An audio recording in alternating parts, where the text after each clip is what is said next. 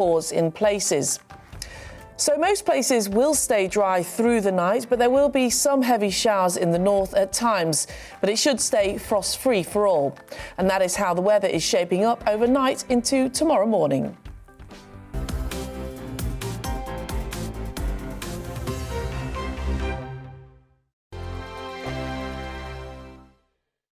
Europe is in the grip of the most devastating humanitarian crisis since World War II. The people of Ukraine are facing unimaginable suffering as their homes are destroyed and their loved ones are killed. Millions of people are being forced to flee for their lives, carrying only their children, their pets, and the clothes on their back. The pain, loss and destruction grows by the day. The people of Ukraine urgently need our help. Already a vast humanitarian operation is underway. Britain's Disasters Emergency Committee, or DEC, brings together 15 leading aid charities to respond to overseas disasters quickly and efficiently. These charities include the British Red Cross, CARE, Oxfam, Save the Children and World Vision. Their teams are working on the ground in Ukraine and neighbouring countries to bring vital aid to those who need it most. If you can spare it, your gift to the DEC's humanitarian appeal will go a really long way.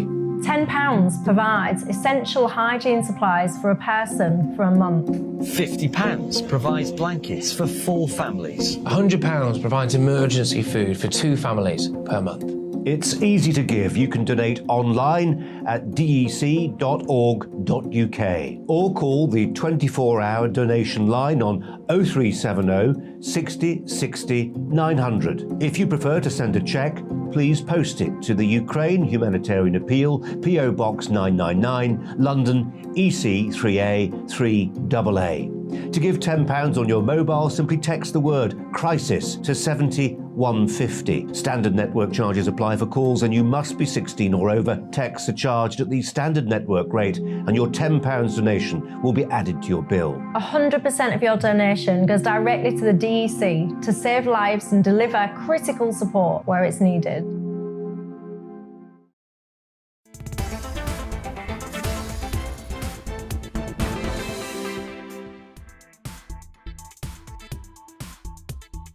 On TV, online and on digital radio. I'm Nana Akua.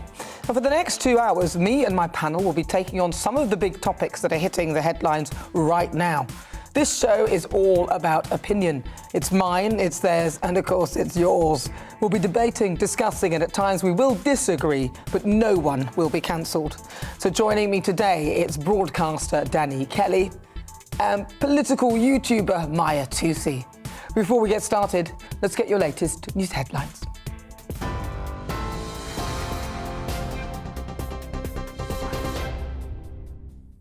Thanks, Nana. Good afternoon. It's 4:02. I'm Bethany Elsey in the GB newsroom. President Volodymyr Zelensky has asked for more military aid and financial support as Ukraine braces for a new Russian offensive. It comes as the Ministry of Defence says Russia is renewing military personnel discharged from service since 2012 to bolster troop numbers in response to mounting losses.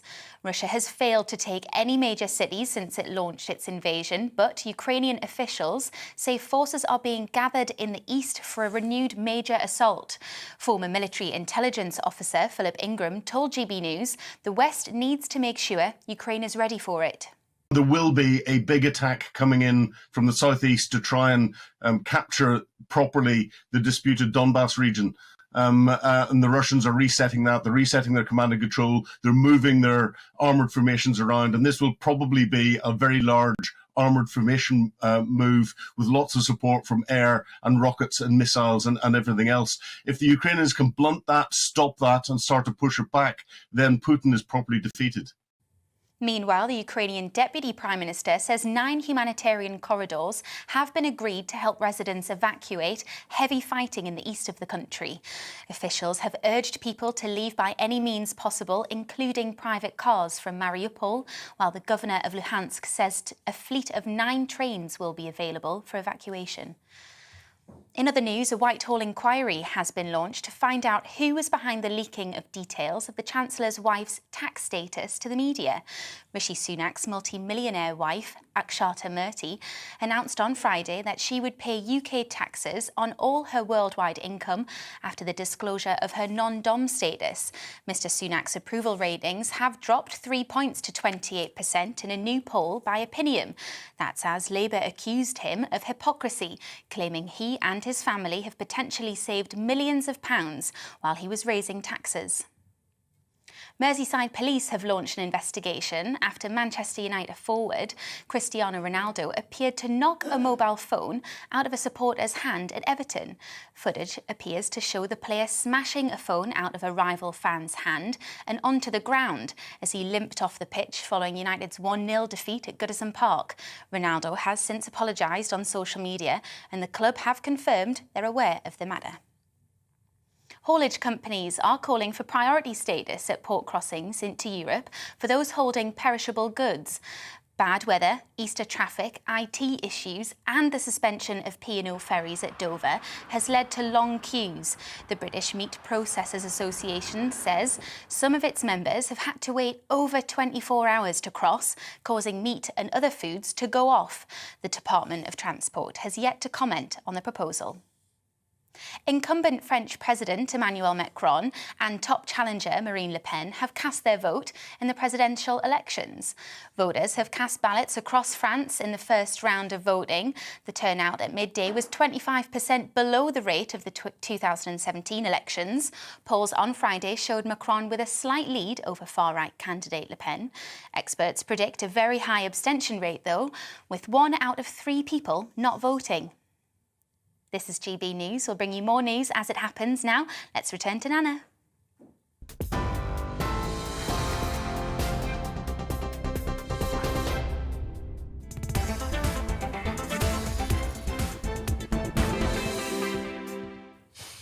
You're with me, I'm Nana Akua. This is GB News on TV, online and on digital radio. Now, our leaders in this country should be ashamed of themselves. And by that, I mean our so-called politicians from political parties across the spectrum here in the UK. Would any of them show the courage and win the room the way Vladimir Zelensky has with his people? Or are our so-called politicians so mired in self-interest that the selfless behaviour of the Ukrainian president would evade their grasp? So let's talk about leadership. And I mean, who have we got here? Let's talk about it. Sir Keir Starmer, leader of the Labour Party, who superseded the disaster that was Jeremy Corbyn, who became leader after Ed Miliband, and we all know they should have picked David. Anyway, Keir was too scared to even say whether a woman has a penis or not.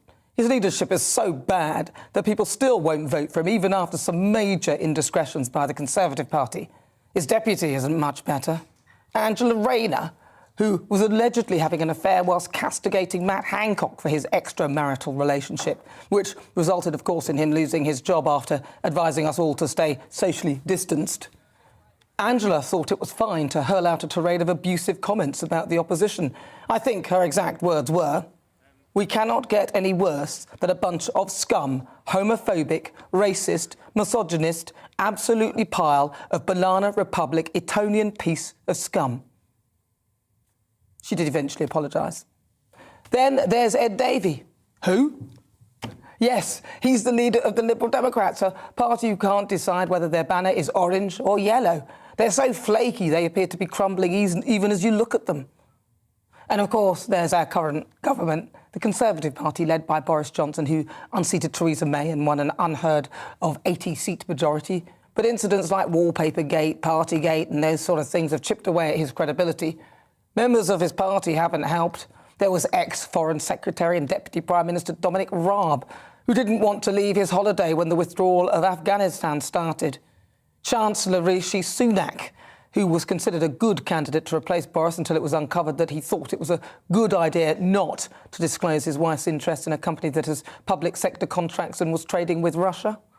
Turns out, whilst living in the UK, she was also claiming non-dom status, so she didn't have to pay more tax. All perfectly legal, but when the rest of us are facing tax hikes due to her husband's policies, it didn't really sit that well. We can save the green card bit for later.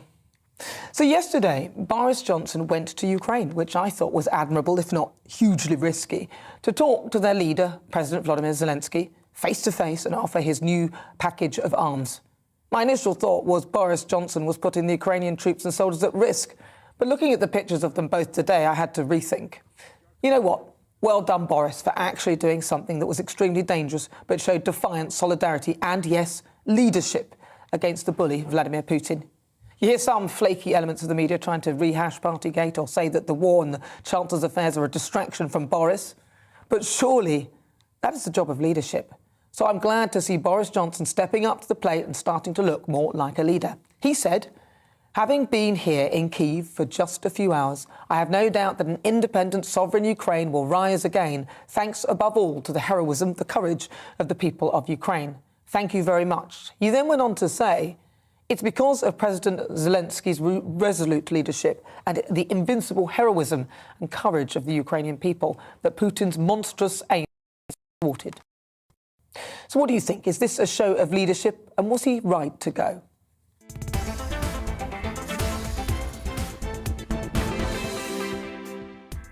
So before we get stuck into the debate, here's what else is coming up today. Each Sunday at 5 o'clock, I'm joined by a celebrity, a former MP, or someone who's had an extremely interesting career to take a look at life after the job.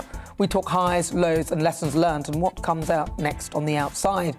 And today, I'm very excited to say, fresh from a £250,000 investment from Lord Alan Sugar, I'll speak to Apprentice winner Harpreet Kaur. She'll tell me all about her time on the show and what's next for her with her business and her obvious backing of that fabulous tycoon, Sir Alan Sugar. The Great British Debate this hour. Has Dishy Rishi gone to Fishy Rishi? I'm asking, is it over for Rishi Sunak? Just a matter of months ago, the Chancellor was seen as the shining light of the Conservative Party and even a potential future Prime Minister. But a spring statement that was largely criticised for not going far enough to tackle the cost of living crisis, and now his wife's tax affairs have placed his future in the spotlight. So I'm asking, is it over for Rishi Sunak? And in Worldview, of course, we'll take a look at Ukraine with Foreign Affairs analyst James Marlowe. We'll reflect on the Prime Minister's surprise visit to Kyiv yesterday to meet the Ukrainian president. Downing Street confirmed Britain will send 120 armoured vehicles and a new anti-ship missile system, promising Ukraine would get what it needed to stop another Russian attack. So stay with me, tell me what you think on everything we're discussing. You can email gbviews@gbnews.uk or send me a tweet at gbnews. Right, let's get started. Welcome again to my panel, broadcaster Danny Kelly and also political YouTuber Maya 2C. First, right, so welcome on board, Maya. It's nice to see you on a Sunday. Thank you. Yes, and then, of course, my regular one on the end, the one on the end there. You've actually just recovered from COVID, I hear. I have, and I've tested negative yesterday, and I've tested negative again today. That cough doesn't help. No, well... Yes, just before he talked about ironic, it. Though. Can somebody get him out of here? Remove him from the studio. I am negative, and I'm so pleased I had the vaccines because I'm a 50-year-old fat guy who's got asthma. Now, that's a recipe for a bad deal with COVID. And for the first 2 days, I had this new cough. And then I tested and it shot to being positive and I was out of breath a little bit just walking around. Yeah. So I can imagine, because I did a big walk, a 2 all right, kilometre walk. you're going a long way. I can imagine without the vaccines... I mean, I just said, how are you? It's like one of those people you ask them the time to tell you how to make a what. Get on with it. I'd have really struggled. But you go shopping, say. Anything else? Right, that's enough. I can't hear anymore. I don't want to hear anymore. You're better, you're fine, you're I here. feel fine. Right, thank you for that. I'm fine. Yes, and Maya, nice to see you as well, and welcome on I've got our new nothing to panel. ask. Nothing like that, thank goodness. I won't ask, actually. Right, so what do you think, then? We've seen Boris Johnson, a lot of people saying it's a distraction from what is, is obviously Partygate, which personally I think is a ridiculousness that we should even be discussing Partygate. But do you think him going to Ukraine is a good sign? I'm proud of him. I'm proud to be British. I'm proud of this government. Remember when we voted to leave the European Union, the hardcore Remainers were saying that we're a poxy little island in the grand scheme of geopolitics. Yeah, here we have. I'm not saying that Boris Johnson went to Ukraine because we're no longer in the European Union. I'm not saying that at all. But it's made us far more nimble than having to negotiate and communicate with 27 other countries. And one thing I really admire about what he said, besides all of the 120 armoured personnel and the Stinger missiles, all of that, is that he is going to give a preferential trade deal to Ukraine. Now, you can't do that as part of the EU. You can't do a preferential trade deal with a third party. You have to do it as a collective. And I'm made up for him. He's walking around in a Savile Row suit, quite a juxtaposition with all of the soldiers. No body armour, no bulletproof helmets. I'm made up for the guy. I think it's brilliant. Some people might say that, from what you said, that actually we're more vulnerable. I mean, that's just an observation and an opposite. We're more vulnerable in what respect? Well, in fact, you talked about the fact that we're not with the EU and so on and so forth. I'm just reflecting the opposite perspective, that some may say we're more vulnerable. But what's your view?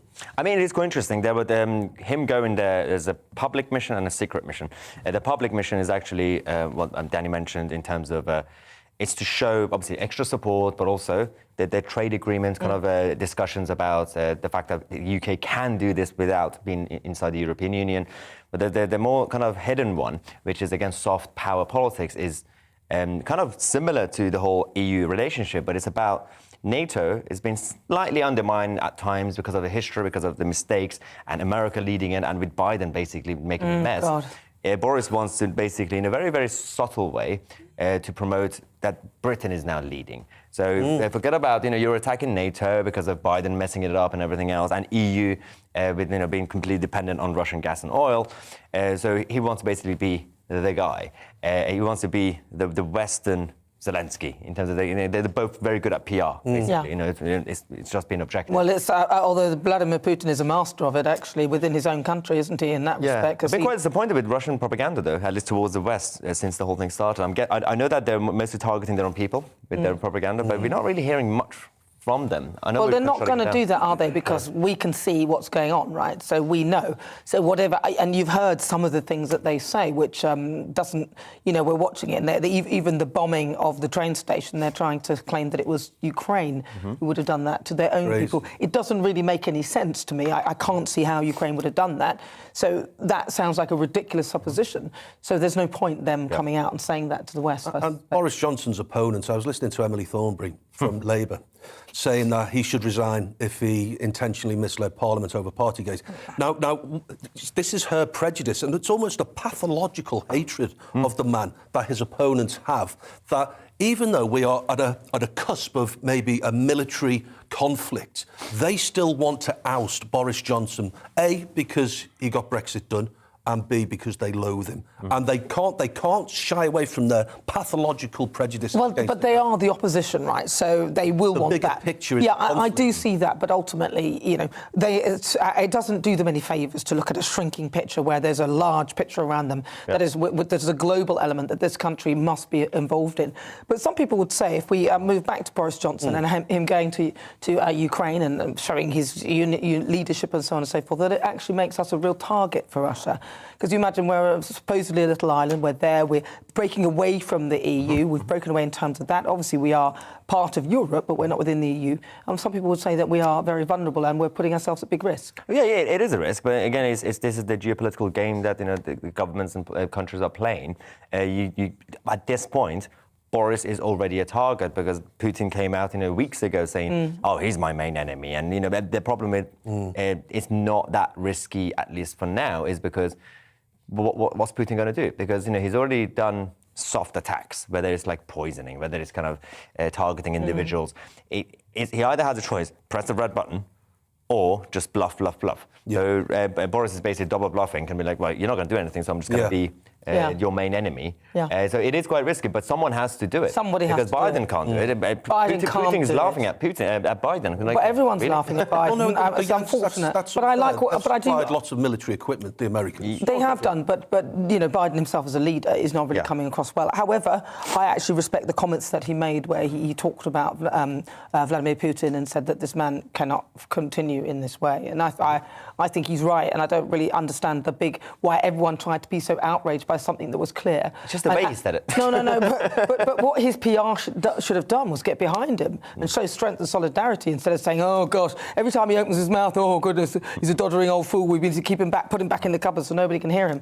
I actually think that they did themselves a disservice, and I don't think it helps with the Russian leadership either, because they'll watch that and see, oh, well, nobody trusts anything he says anyway. Don't forget, Putin a couple of weeks ago said people who supply the Ukrainian army, that's tantamount to being involved. He hasn't done anything. Yeah, he's a bluffer. I said a couple of weeks ago on this show that he's a blagger and a bluffer.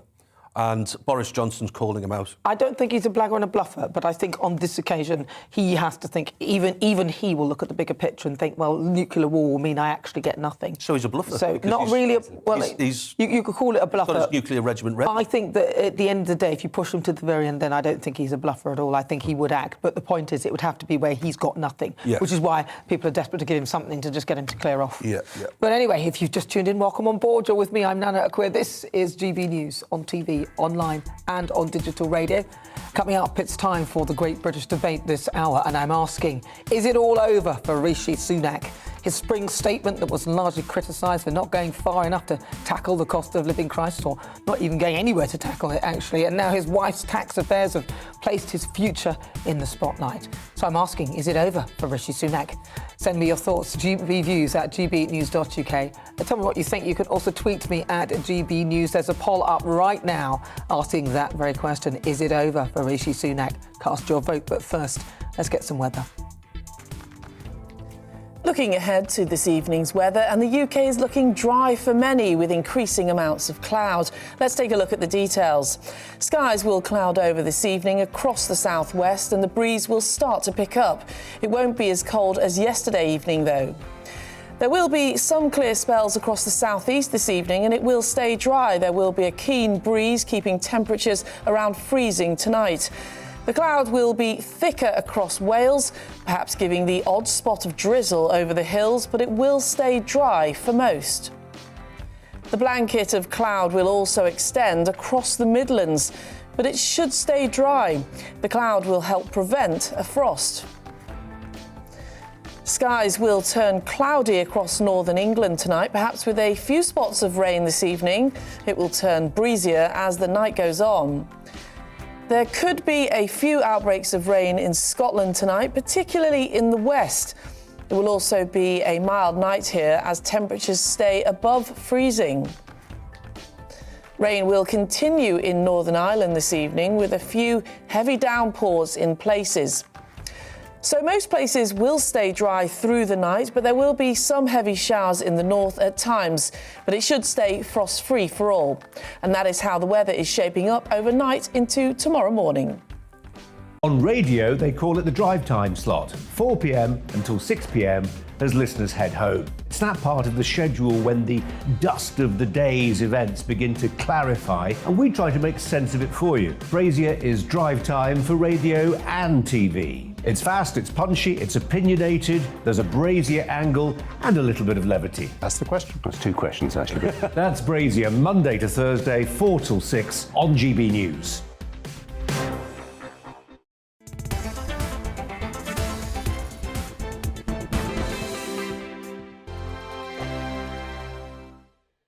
Europe is in the grip of the most devastating humanitarian crisis since World War II. The people of Ukraine are facing unimaginable suffering as their homes are destroyed and their loved ones are killed. Millions of people are being forced to flee for their lives, carrying only their children, their pets, and the clothes on their back. The pain, loss and destruction grows by the day. The people of Ukraine urgently need our help. Already a vast humanitarian operation is underway. Britain's Disasters Emergency Committee, or DEC, brings together 15 leading aid charities to respond to overseas disasters quickly and efficiently. These charities include the British Red Cross, CARE, Oxfam, Save the Children, and World Vision. Their teams are working on the ground in Ukraine and neighbouring countries to bring vital aid to those who need it most. If you can spare it, your gift to the DEC's humanitarian appeal will go a really long way. £10 provides essential hygiene supplies for a person for a month. £50 provides blankets for 4 families. £100 provides emergency food for 2 families per month. It's easy to give. You can donate online at dec.org.uk or call the 24-hour donation line on 0370 60 60 900. If you prefer to send a cheque, please post it to the Ukraine Humanitarian Appeal, PO Box 999, London, EC 3A 3AA. To give £10 on your mobile, simply text the word crisis to 70150. Standard network charges apply for calls and you must be 16 or over. Texts are charged at the standard network rate and your £10 donation will be added to your bill. 100% of your donation goes directly to the DEC to save lives and deliver critical support where it's needed.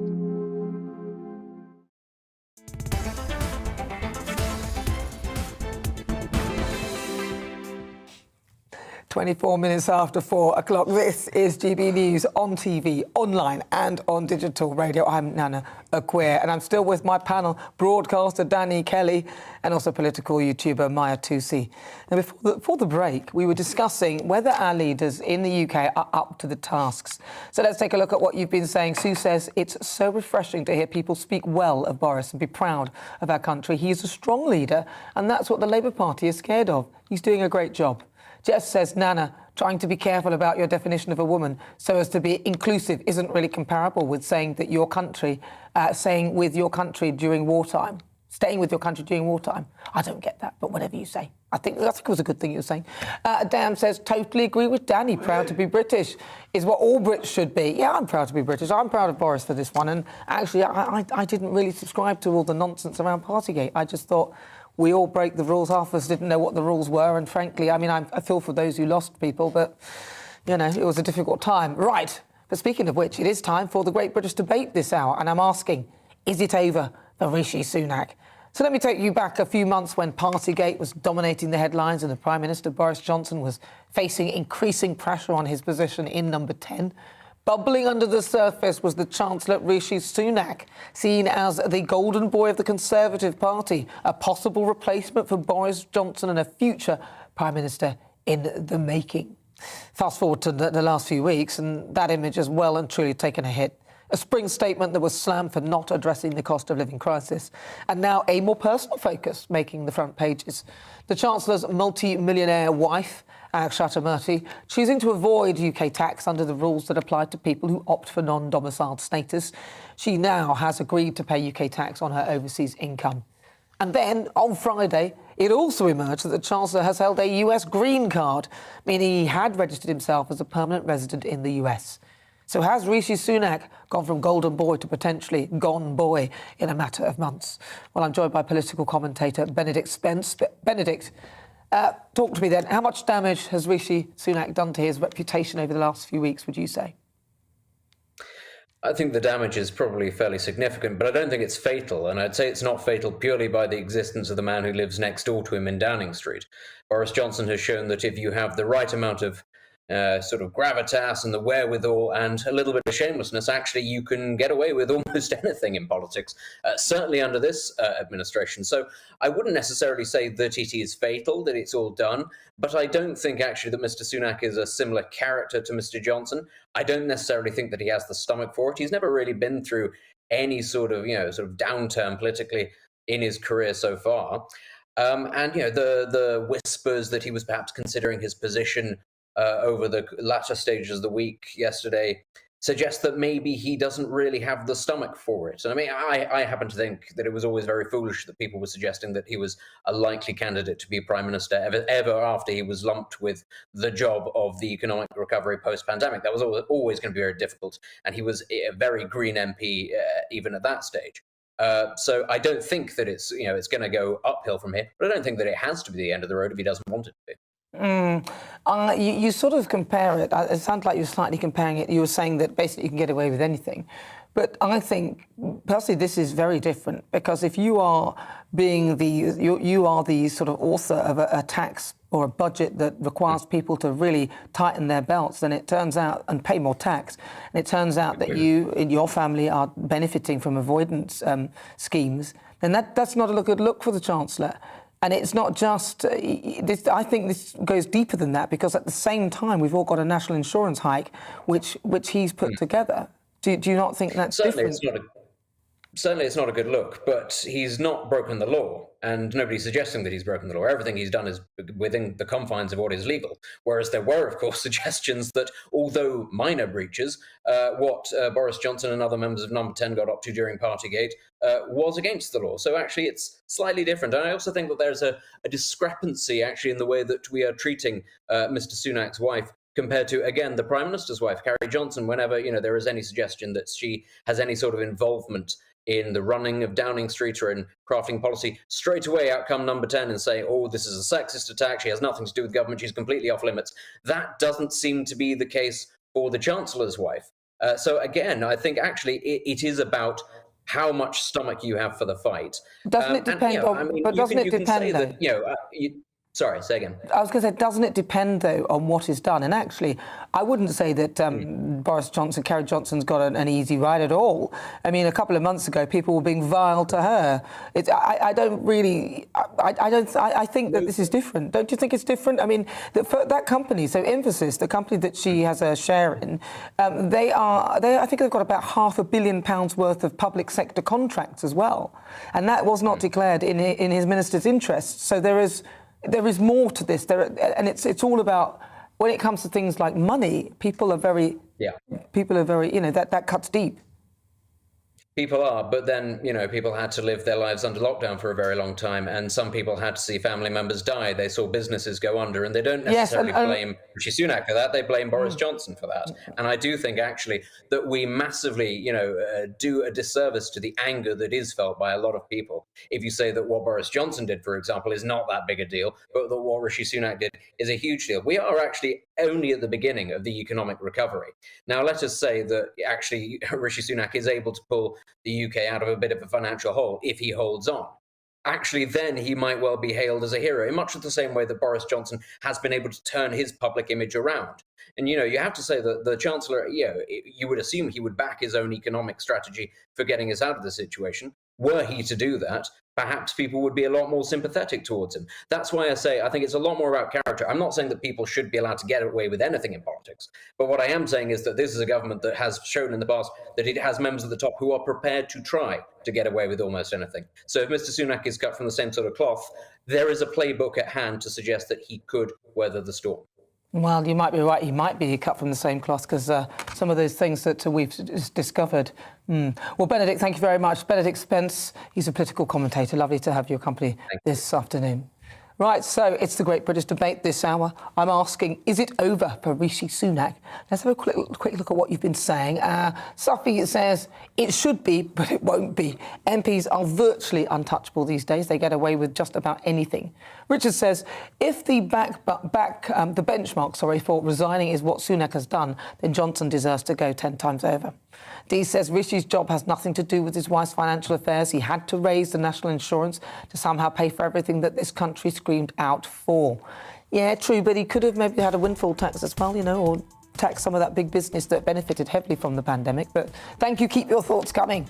You're with me. I'm Nana Akua. This is GB News on TV, online and on digital radio. Still to come, we'll continue the Great British Debate, and I'm asking, is it over for the Chancellor Rishi Sunak? You'll hear the thoughts of my panel, broadcaster Danny Kelly and also political YouTuber Maya Tusi. First, though, let's get your latest news headlines.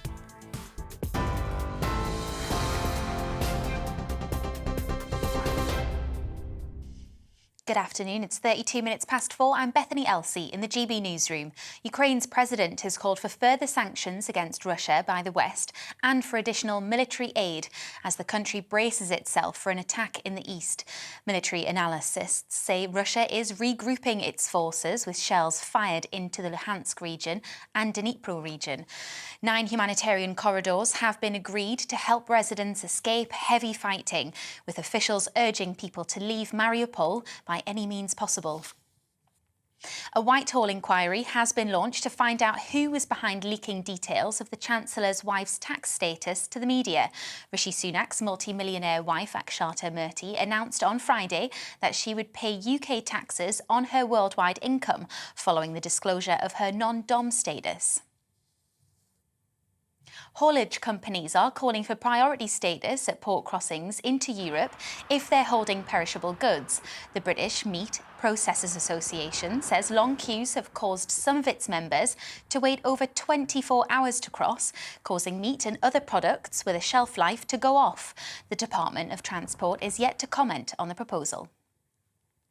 Incumbent French President Emmanuel Macron and top challenger Marine Le Pen have cast their vote in the presidential elections. Voter turnout for the first round of voting was at 65% at 5 p.m. That's 4% lower than the 2017 elections. Polls on Friday showed Macron with a slight lead over far-right candidate Le Pen. On TV, online in DAB plus radio, this is GB News. Let's get back to Nana in just a moment.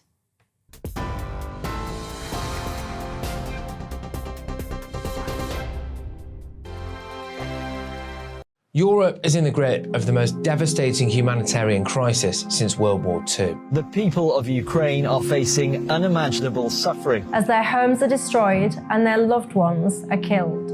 Millions of people are being forced to flee for their lives, carrying only their children, their pets, and the clothes on their back.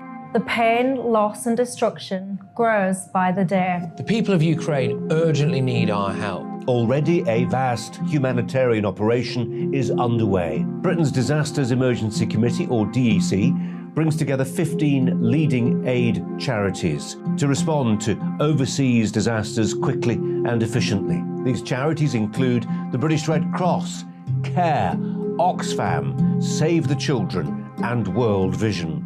Their teams are working on the ground in Ukraine and neighbouring countries to bring vital aid to those who need it most. If you can spare it, your gift to the DEC's humanitarian appeal will go a really long way.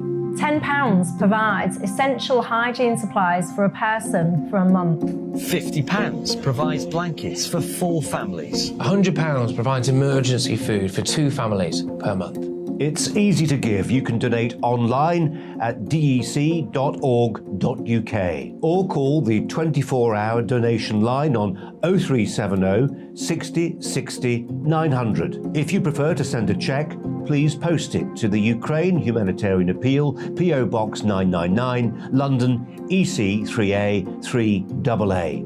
To give £10 on your mobile, simply text the word crisis to 70150. Standard network charges apply for calls and you must be 16 or over. Texts are charged at the standard network rate and your £10 donation will be added to your bill. 100% of your donation goes directly to the DEC to save lives and deliver critical support where it's needed.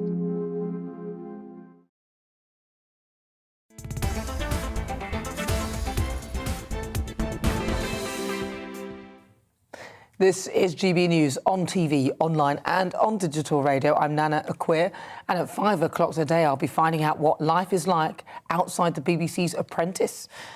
Fresh from the £250,000 investment from Lord Alan Sugar, I'll be speaking to series winner Harpreet Kaur. She's going to tell me all about her time on the show and what comes next now she's got her business tycoon's backing. Also want to find out where she got those lovely dresses from. They all looked fabulous. Right, back to our Great British Debate this hour, and I'm asking, is it over for Rishi Sunak? Despite a comprehensive package of measures throughout the coronavirus pandemic and being tipped as a future Prime Minister, some senior Tories are now questioning whether the Chancellor Rishi Sunak has a future on the front benches at all. His spring statement that was slammed, it didn't really address the cost of living crisis, and now his wife's tax affairs have placed his future right in the spotlight. So has Dishy Rishi lost its flavour? I'm asking, is it over for Rishi Sunak? Right, let's see what my panel make of that. I'm joined by political YouTuber Maya Tusi and also broadcaster Danny Kelly. Right, so what do you think? Maya, is it over? Is he toast? Yeah, potentially. Without predicting the future, it's quite difficult, especially with the Tory party. But, semi-speculating it, Benedict was right that Rishi and Boris are different. Boris is made of mud. You can't throw mud at mud. So you could get away with cake gate and suitcase of booze, things like that. But it wasn't his suitcase, there wasn't something. And he didn't go to that party, apparently, just to be clear. No, yeah, but and it's not really about, is this crisis better than that crisis or scandal bigger than the other one? It's not just that. There are 2 signs that we've seen that Rishi is not Boris and he could actually lose it. One is his family fled Downing Street. And secondly, he didn't back down, he didn't double down. Again, rightly or wrongly, he could have doubled down on his wife's situation, but then they started caving and be like, I'll pay the tax now, I'll pay. So that is basically, you've already kind of conceded. And, you know. Maybe it was all going wrong when he started comparing himself to Will Smith. That was probably not the best. Will Smith. Will Smith slapped. Yes, he did. He did it because the attack sort of on his wife sort of thing. So he was saying it as a similar sort of thing. I think he's on borrowed time. And it was really interesting what the political commentator, what was the gentleman's name? Benedict. It was really interesting because he shed a new light on the story and made me think differently about it. The fact that the precedent is that it seems that number 10 and number 11, you can sort of throw away the rule book. And I think he's on borrowed time, though, even listening to what Benedict said. And the reason being is that he is just giving so much ammunition to people who are the opponents of the Conservatives and the rest of the country. If you don't vote Conservative, everyone else, generally speaking, doesn't like Boris Johnson. So much ammunition. Yeah. You know, why should they not get into creative tax avoidance schemes? Because number 11's wife is creative with how she pays her taxes. Yep. So all of those self-employed people, of which there's like 5 or 6 million, they're going to start saying, well, why don't I become a little bit more creative and start... Well, that's exactly... Start putting things through the books that really I shouldn't, and I can save a couple of quid every April. Well, that's the thing. But I do think that part of this whole difference with him and obviously Boris is the fact that he has come out with one of the worst proposals that he could have come out with in his spring statement that doesn't really help anyone at all. So then makes people think, well, is he actually relatable? Does he actually get what it's like to live in the real world? When you've got that much money, I'm certainly not envious of it. I'd be more than happy to take that money at any point, you know. Yeah. But that's not the reason why I'm annoyed at this. What I'm annoyed at with the spring statement is that it just didn't do anything when there were so many other things they could have done, like maybe windfall tax the energy companies instead of giving them the money to then get some money off, which is a loan to us that we must pay back, and some of it's just all backward. The whole it's that the reason that he's going to be more damaged, but even more than that, it's kind of simple. He reached peak Rishi way too quickly, and the Tory members never learn from history. In the Tory party, you can't reach your peak kind of future candidacy so quickly. The bubble will burst. You can't become the front runner too quickly. The party will bring you down. The media will bring you down. So he was so happy warrior, like giving free money, free unicorns to everybody. Then you're right. For example, the proposals, the budget, and one, I'm just going to be an objective, tiny scandal. I know it matters, but it's not a, he hasn't killed anybody, but it is very important. But he could have one could have gotten away with it by a tiny amendment of like, oh, wife, let's change something and just stay in power. But he's going to go down. But why didn't he see that though? Because actually, this is again a question of his judgment. Why couldn't he see that would really stick in people's craw? Yeah. You've just raised national insurance that every single person that is working will have to pay more. Every single person who's working. Whilst in the meantime, you have these wonderful schemes. You've not declared an interest in a company, which in the minister's interest, which we eventually found out about. His wife's company, so the one that she has a percentage share in, Emphasis, that company, they have made about 500 million from the taxpayer, from public sector contracts, so contracts with people like Network Rail, the Foreign Office, things like that. So they're getting, I don't know, I wouldn't say it's favourable treatment, maybe they were in their pitch along with others, but it doesn't look good, does it? And he didn't declare that interest in the Minister of Interest. I can't believe it's either arrogance or naivety. I'm not sure, maybe a mixture of the two. But I don't know whether there was a job interview for the Chancellor. But if there was a job interview, Boris Johnson should have asked each candidate, are there any skeletons in the closet that in a couple of years are going to come back and haunt you? Yep. And that obviously wasn't asked. Yeah. It's so blooming obvious that if you are going to be in charge of people's salaries and how much tax and where that tax goes to, you need to be completely without any sort of financial obscurity. Yep.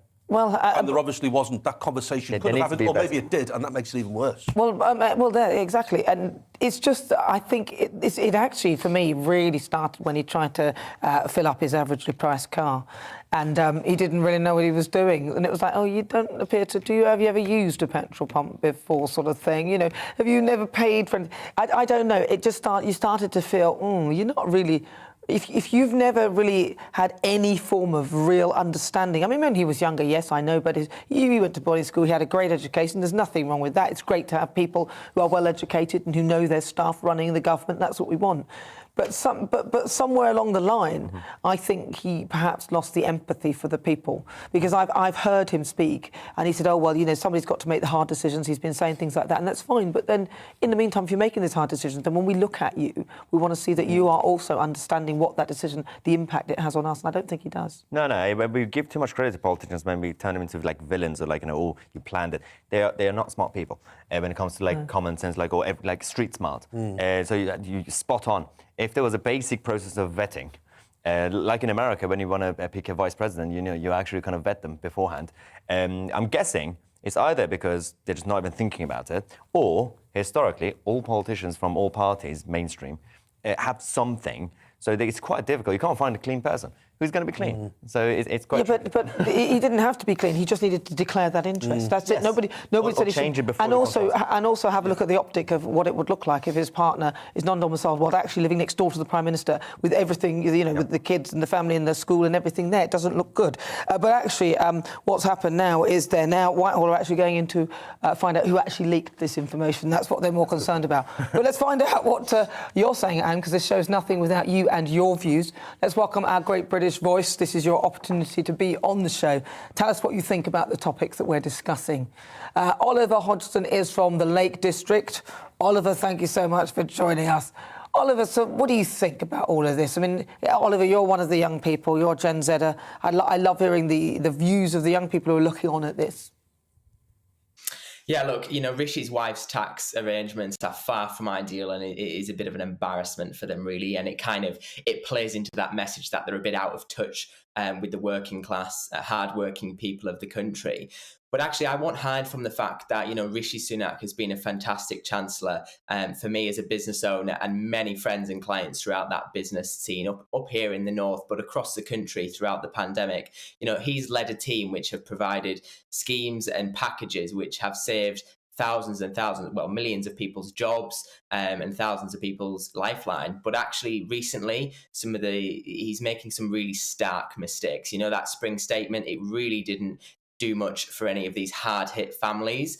I think this is yet another blow to the government and to the embarrassment that they sometimes are out of touch, and they want to play this message that that they are here for the working class people. But I think they need to cut all of this tax avoidance. And I think I welcome his wife's comments that she will pay tax on all of her income to the UK, which is obviously very much welcome. But I think, we don't want this to harper on either, because I think he's a very astute, he's a very smart, intelligent guy, and I think he's kind of the perfect person to lead us out of the pandemic, one of the worst recessions our country's ever faced. We do need that astute, clever chancellor leading us forward, but actually we need him to be a little bit more in touch with the working class people. And as you said, Nana, it was a bit embarrassing the other week when he didn't even know how to fill up his car. That was a little bit of a reality check for him, I suppose. Well, listen, Oliver, thank you so much for your thoughts. It's really good to get your view. Thank you, Oliver. That's Oliver Hodgson. He's one of our great British voices. He's there in the Lake District. So he was very level. He was very level there, saying that he felt that Rishi was a good chancellor. I don't necessarily think he was, because whilst there were many businesses, if you were employed, you were fine. But if you didn't meet some of the criteria for the self-employed status and the benefit, then you simply fell through the cracks. And there were at least some 3 million people. It wasn't like a couple of 100,000, which would have been bad in any case. But at least 3 million people fell through the cracks of his proposals for the COVID schemes, and also the money that was lost through the schemes as well, fraudulently lent out to people, that has not been recouped, which is part of the reason why we've got such huge debt. I'm not impressed with what he did. So second part aside, in terms of the money that was lost, the first part, I would semi-disagree, because if it were any other chancellor, any other party would have been in the same problem in terms of the lack of support for certain sectors like the self-employed. It's because it's a systemic problem. It should have been fixed way before, and it should be fixed now for the future. That any chancellor would have done the same thing. That's the problem. What would have let 3 million? I don't think so. No, because it was a very complicated the tax code is so big now, and every time they add regulations, they kind of make it even bigger. Yeah, but that's not good enough for an excuse for people to lose houses, lose businesses, and be pretty much desolate on the street because they can't afford anything because there's no money floating around because the government have closed businesses because of the pandemic. So I don't think that's good enough. Great to hear Oliver from the fabulous county that is Cumbria and the Lake District, and more common sense. He used the word astute and intelligence when referencing Rishi, that young man, obviously bright future. And it's great to hear someone so young getting so engaged in politics as well. And he's actually made me change my mind a little bit, what Oliver has just said, because I was going to say before we went over to the Lake District that I don't think the average man and woman in the street really cares about who is the Chancellor. They care about who the Prime Minister is, but the Chancellor is just a job title. Oh, I don't know, I care. But listening to Oliver and listening to yourselves, I think maybe I'm wrong with that, and people want someone who is astute and intelligent to get us out of this financial mess. May I just ask you, though, you know the 3 million that fell through the cracks?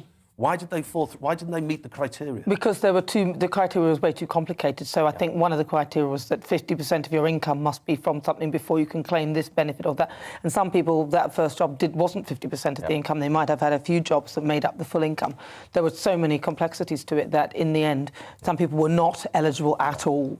And that is not good enough. And then even when there was a lot of publicity about the fact that these people fell through the cracks, they still didn't do anything about it. So for me, that wasn't acceptable at all.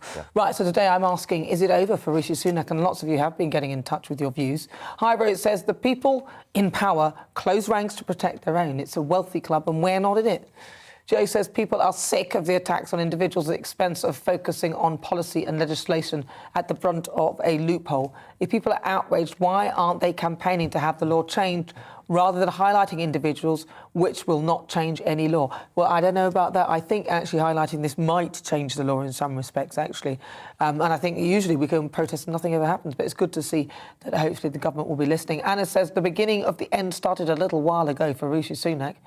Mike says, whoever released the info about Rishi's wife needs to watch over their shoulders as it's illegal to release tax information. I didn't know that. Did you know that? I don't think that's correct. Know that? Craig says, I think Rishi would genuinely be a good leader of this country. He's smart and really well qualified. And to be fair to him, regarding the problems with the economy, we were always going to have a problem with public finances after the furlough scheme. Right, well, that's very balanced. I'm hearing a lot of... people are sort of, is it the end? Well, let me know. Keep your thoughts coming, because I've got a poll up on Twitter today throughout the show asking, is it over for Rishi Sunak? And what do you think?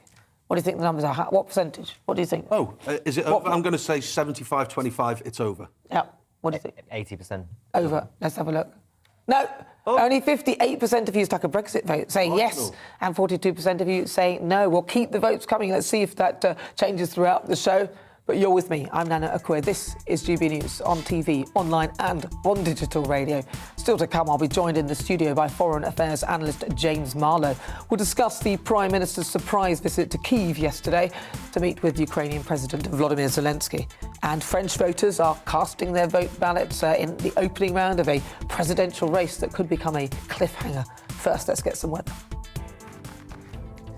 Looking ahead to this evening's weather, and the UK is looking dry for many with increasing amounts of cloud. Let's take a look at the details.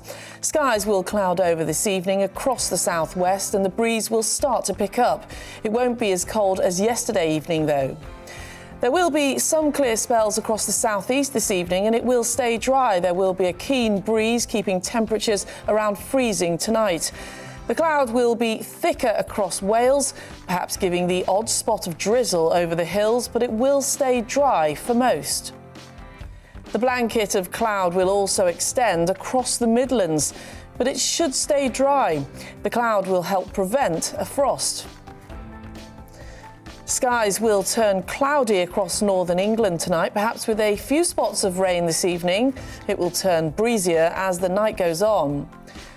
There could be a few outbreaks of rain in Scotland tonight, particularly in the west.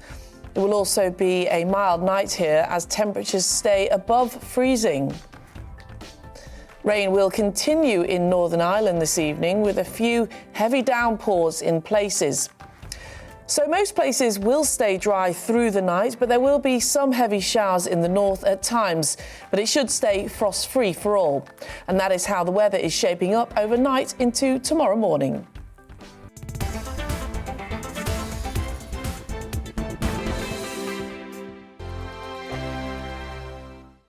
Europe is in the grip of the most devastating humanitarian crisis since World War II. The people of Ukraine are facing unimaginable suffering as their homes are destroyed and their loved ones are killed.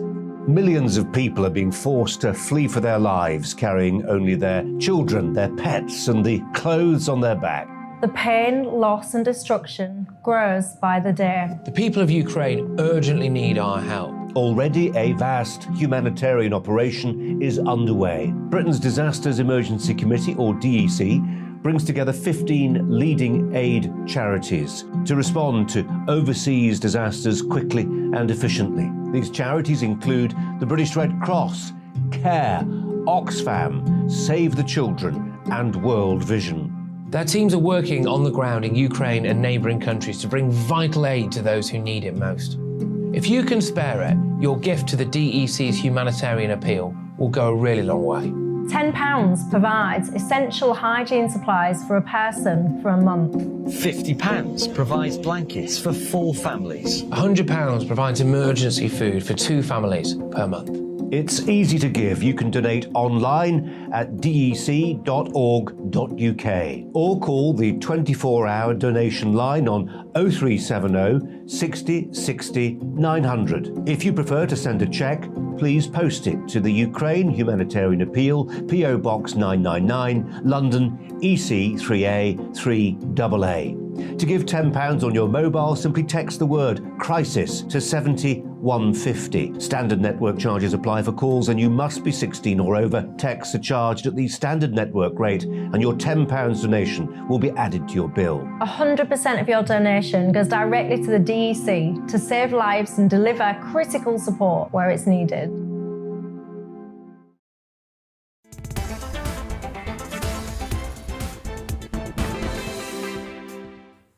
So it's coming up to 55 minutes after 4 o'clock. This is GB News on TV, online and on digital radio. I'm Nana Akua. Right, it is time now, though, for the part of the show where we take a look at some of the top stories making the headlines across the globe. And, of course, on the agenda today, the Prime Minister's surprise trip to Kyiv yesterday.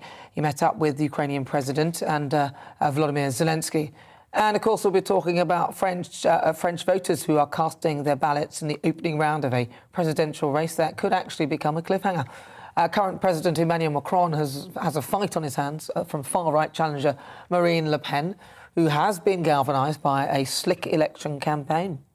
Right, but right now I'm joined by Foreign Affairs analyst James Marlowe. James, let's get stuck in with the first topic. Boris Johnson, he went to Kyiv, a surprise visit.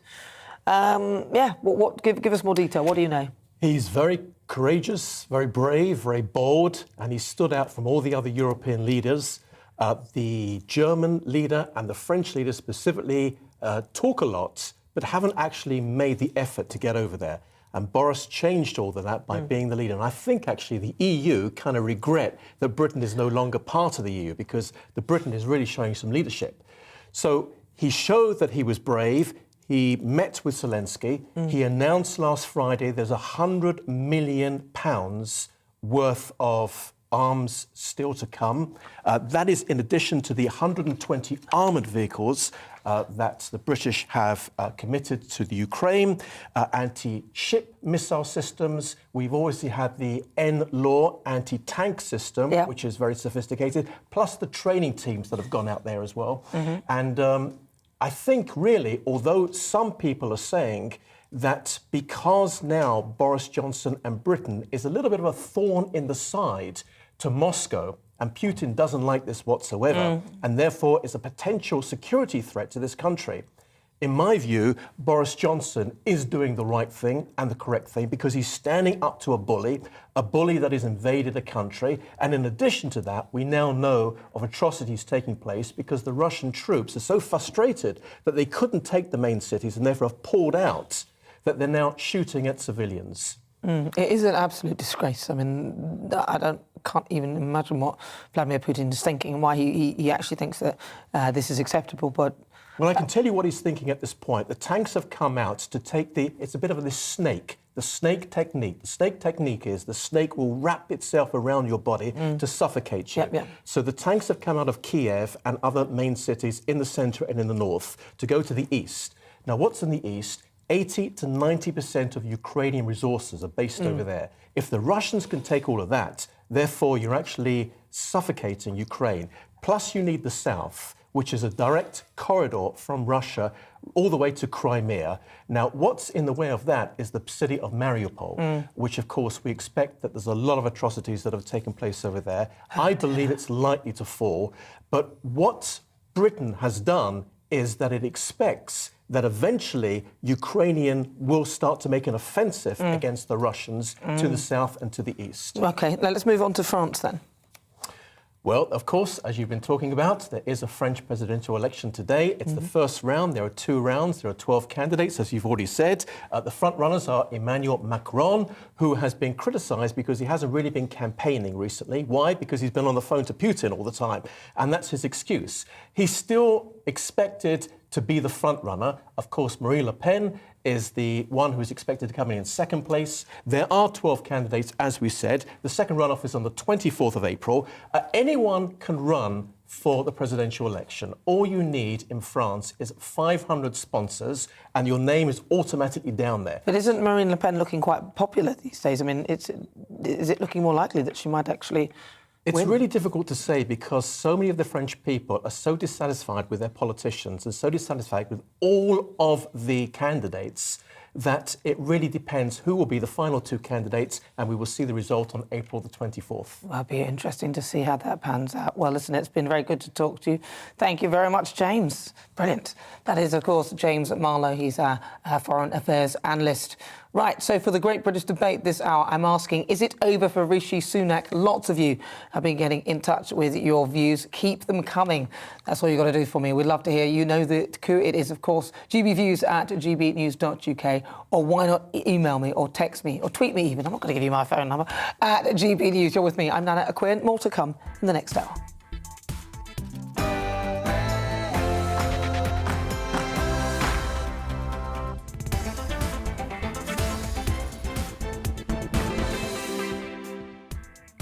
So if you've just tuned in, where have you been? There's so much to come. I'm very excited that Harpreet will be here. She's, of course, the winner of The Apprentice. We'll be talking to her live on GB News. We're here, obviously, online, on digital radio and on TV. And for the next hour, me and my panel will be taking on some of the big topics hitting those headlines right now. But first, let's keep you up to date with our latest news headlines.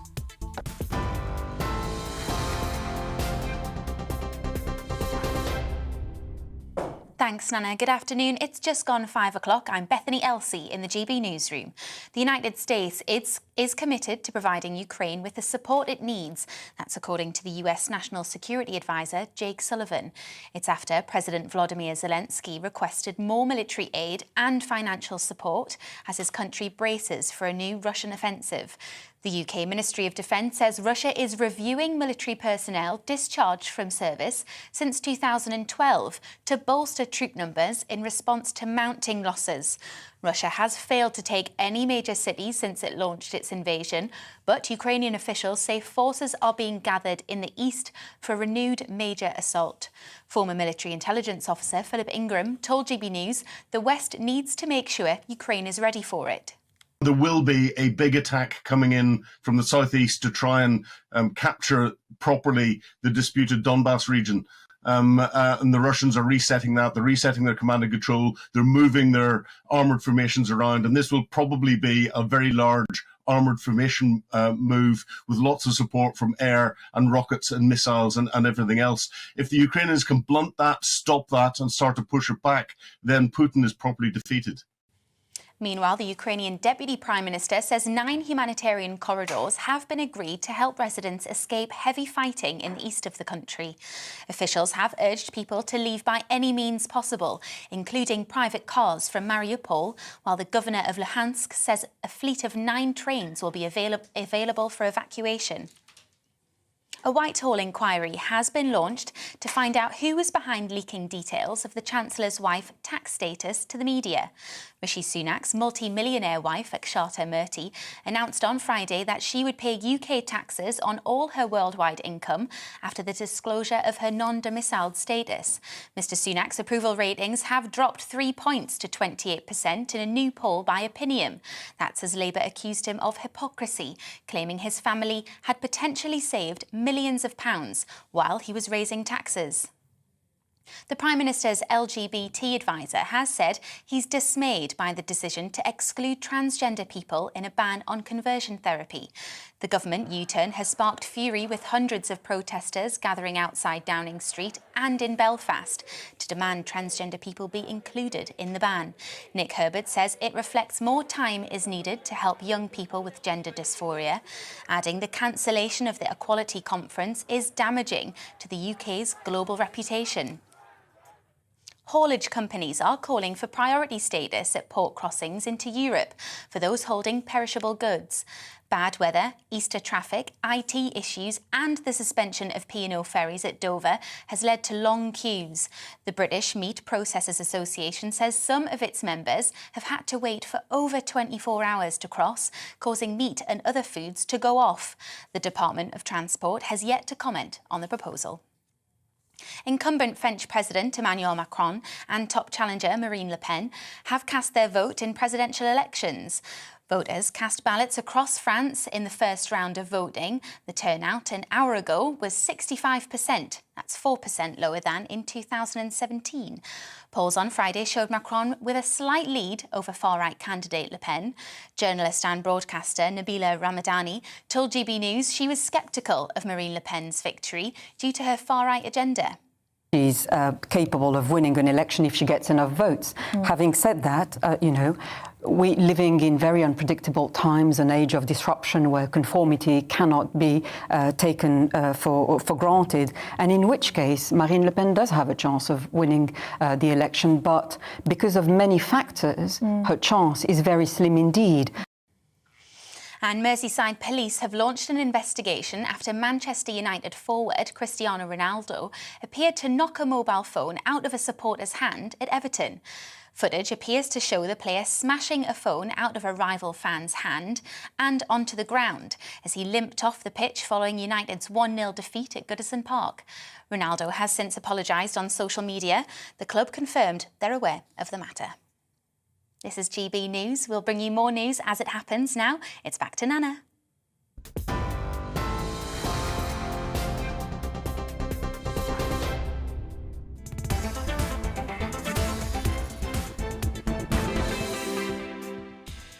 This is GB News on TV, online and on digital radio. I'm Nana Akua.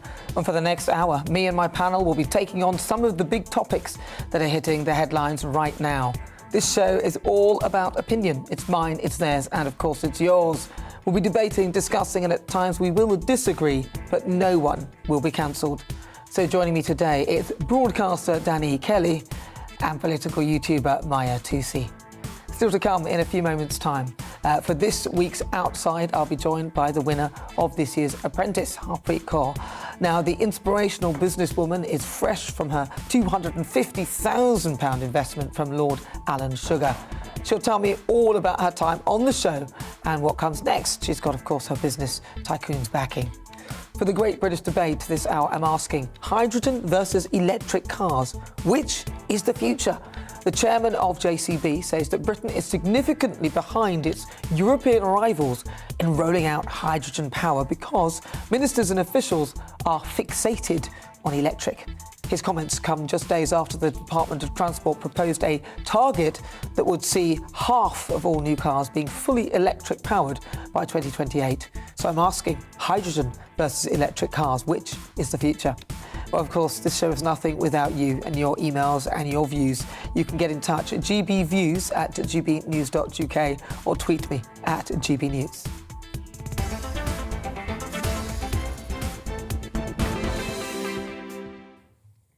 But first this hour, it is time for Outside, and this is the part of the show where I meet a celebrity, an MP, or someone with a very interesting career to talk about their life. This week, I'm speaking to Lord Sugar's latest business partner, Harpreet Kaur. She bagged herself a £250,000 investment from Lord Sugar, having beaten 15 other hopefuls in the latest series of the BBC programme, The Apprentice.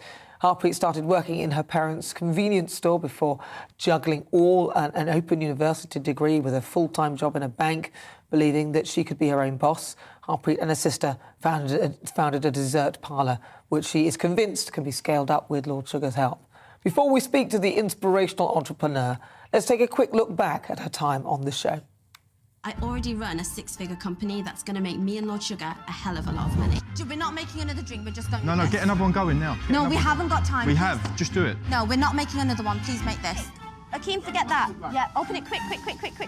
Get all the naans in there immediately. Harpreet makes Gordon Ramsay look soft. Go quick as you can, please. And I'm thrilled to say that Harpreet joins me now.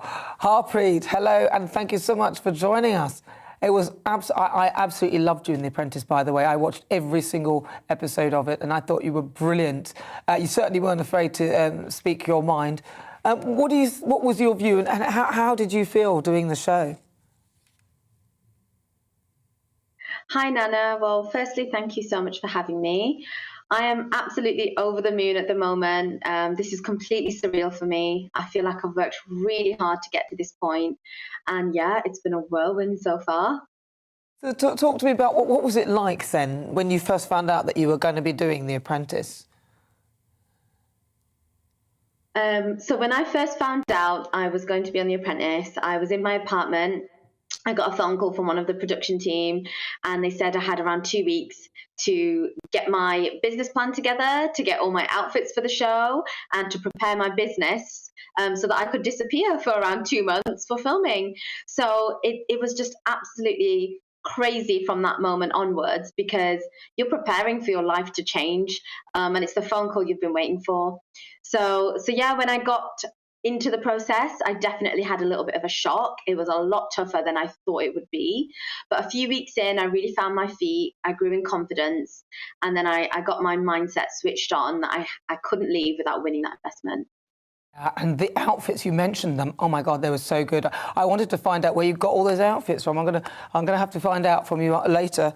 And the house is sensational, right? That house that you all stayed in. Oh, 100%. It was gorgeous. I wish we had more time to relax in it. We didn't get too much time. But yeah, it was absolutely lovely. I think it had 5 floors. It had a pool. It had a sauna. Definitely something I need to work towards being able to afford. But hopefully with this investment, I can really work on my business and get there one day. Well, talk to me about your business then, because I've got a very sweet tooth. Needless to say, now I'm getting old; they're falling out. But I love desserts. I love sweets. I can't help myself. So, talk to me about your business that you set up with your sister. Yeah, so I've been running the business for 6 years. I was actually in banking before that, and we just got this idea a fair few years ago. You know, we've got a really big sweet tooth, and food is something that there's always going to be a demand for. And a fair few years ago, we realised there was a little gap in the market. A few dessert spots started opening up, and we thought we'd open our own. So really grown it over the past few years. Rebranded to Oh So Yum, which is what I created on the show, and we've just launched a nationwide delivery service. So yes, I do have 2 stores, and with Lord Sugar's investment, it will enable me to open more across the country. But the biggest thing is that we've been able to scale the business straight away, and anyone across the country can order my desserts to their doorstep. So I've created a unique range of products that are my recipes and my creations that a lot of people haven't tried before, some really cool bits. You can go onto my website, ohsoyum.co.uk, order, and it will be on your doorstep within a few days. Well, do you know, I'll definitely be doing that because they just look so delicious. But that's interesting. So you scaled it up with a nationwide delivery service first. I wouldn't have thought of that. That's really a kind of a unique idea from such a small business. So what will you have? Will you have little places that have all your desserts nationwide, and then you sort of ship them out like that? Is that how the model sort of works? So we're operating out of a packing facility at the moment, and that's where we get all the goods baked. What I've made sure is that the products I've created can be posted out. So there's certain products that are very difficult to pack up and send via our DPD courier service, which is who we've partnered with. So I've made sure the bits that I've made can be posted out very easily from the one fulfillment center. So I've done brownies. I've done a really cool product called a brookie, which is a brownie and a cookie in one. And my hero product is cookie cups. So viewers saw me make these on the final episode of the show. And then obviously there's a little bit of a wait from when the show is aired to when it was actually filmed. So in the meantime and in the background, I've been working hard ever since, regardless of the investment, to be able to offer that to customers. So yeah, I don't think there's many dessert brands that do that. There are a few online retailers, but then they don't have a physical presence. Or there's a few dessert parlor brands out there, but there isn't anyone that's doing both and doing it well. So I really want to become the #1 dessert brand in the UK. So if you fancy a sweet treat, you're going to think of Also Yum. I can imagine you will be. What's happened to your sister then? Is she still part of the process, or did you have to part ways for this part of the business, or is she still working with you? She's still very much with the business. Obviously, there has to be an entertainment factor with the television, but ultimately, Lord Sugar is really happy to have her on board as well. She and us, and we've built this together. Yeah, she's there. Unfortunately, only one of us can enter the process, but she's still very much at Also Yum, and we're really excited to grow it together with Lord Sugar. That's brilliant. And what about the other candidates then? Have you kept in touch with them? Yeah, we've actually become really good friends, especially as girls. We've formed a really good bond. It's not often that you get to spend time with like-minded individuals that are also trying to progress themselves and just putting themselves out there. So that's been a massive takeaway for me, is being able to mix with people of different mindsets, and they've been so supportive. You know, they've all sent me a nice big bunch of flowers since I won, and everyone's just been amazing, and I can't wait to see their successes play out as well. Do you know what I think the nicest thing for me watching the show was to actually see a group of women working together in a really nice manner? Because often on The Apprentice, it's like literally like cats in a sack and everyone's like fighting. But here it was really nice to see that you were supportive of each other. And even when Lord Sugar asked you at the end, when you said about your other colleagues and candidates, you were also supportive of each other, which I thought was very nice. Yeah, it was. That was genuinely reflective of what happened in reality. We didn't pit ourselves against each other. We just put the best version of ourselves forward, and we actually used to support and help each other back in the house. We used to practice our pitches and pick holes, because we just don't think that you have to put each other down to prop yourself up. There's space for us all.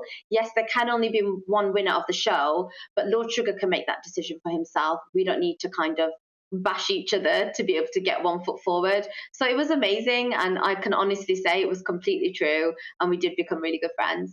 And finally, how's your life changed now, being the winner of The Apprentice, for you personally? What's the biggest thing that you've noticed? Well, it's Sunday today, and I'm still desperately trying to play catch up. It's been a whirlwind for the past couple of weeks. Obviously, with winning, there's a lot of media attention, and a lot of new opportunities coming our way.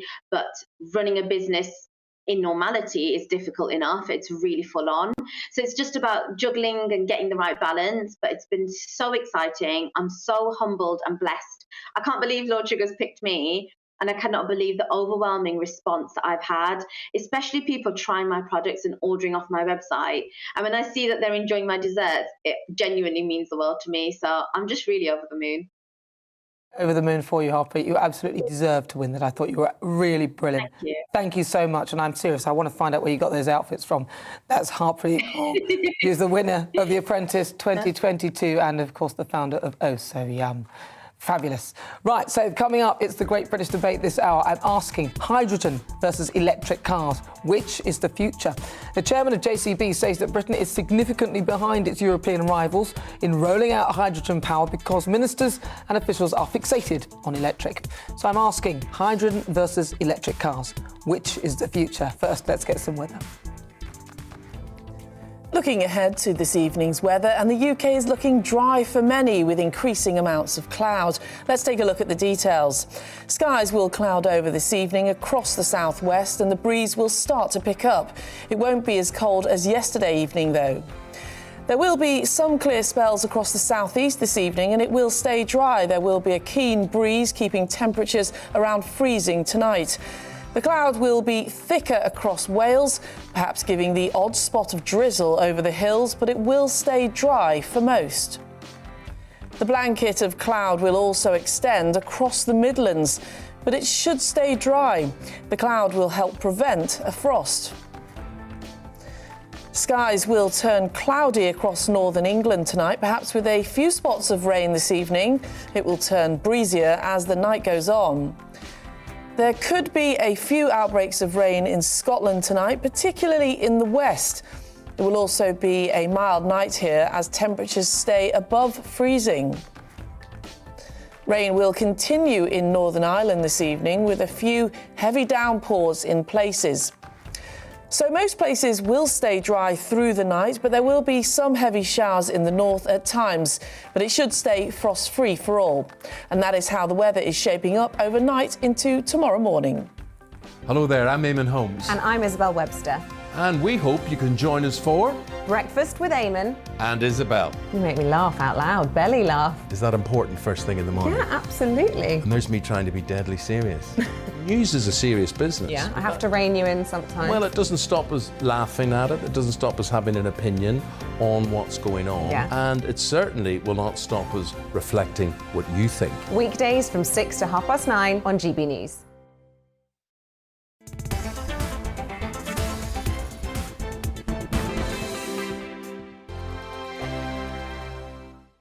Europe is in the grip of the most devastating humanitarian crisis since World War II. The people of Ukraine are facing unimaginable suffering as their homes are destroyed and their loved ones are killed. Millions of people are being forced to flee for their lives, carrying only their children, their pets, and the clothes on their back. The pain, loss and destruction grows by the day. The people of Ukraine urgently need our help. Already a vast humanitarian operation is underway. Britain's Disasters Emergency Committee, or DEC, brings together 15 leading aid charities to respond to overseas disasters quickly and efficiently. These charities include the British Red Cross, CARE, Oxfam, Save the Children, and World Vision. Their teams are working on the ground in Ukraine and neighbouring countries to bring vital aid to those who need it most. If you can spare it, your gift to the DEC's humanitarian appeal will go a really long way. £10 provides essential hygiene supplies for a person for a month. £50 provides blankets for 4 families. £100 provides emergency food for 2 families per month. It's easy to give. You can donate online at dec.org.uk or call the 24-hour donation line on 0370 60 60 900. If you prefer to send a cheque, please post it to the Ukraine Humanitarian Appeal, PO Box 999, London, EC 3A 3AA. To give £10 on your mobile, simply text the word crisis to 70150. Standard network charges apply for calls and you must be 16 or over. Texts are charged at the standard network rate and your £10 donation will be added to your bill. 100% of your donation goes directly to the DEC to save lives and deliver critical support where it's needed.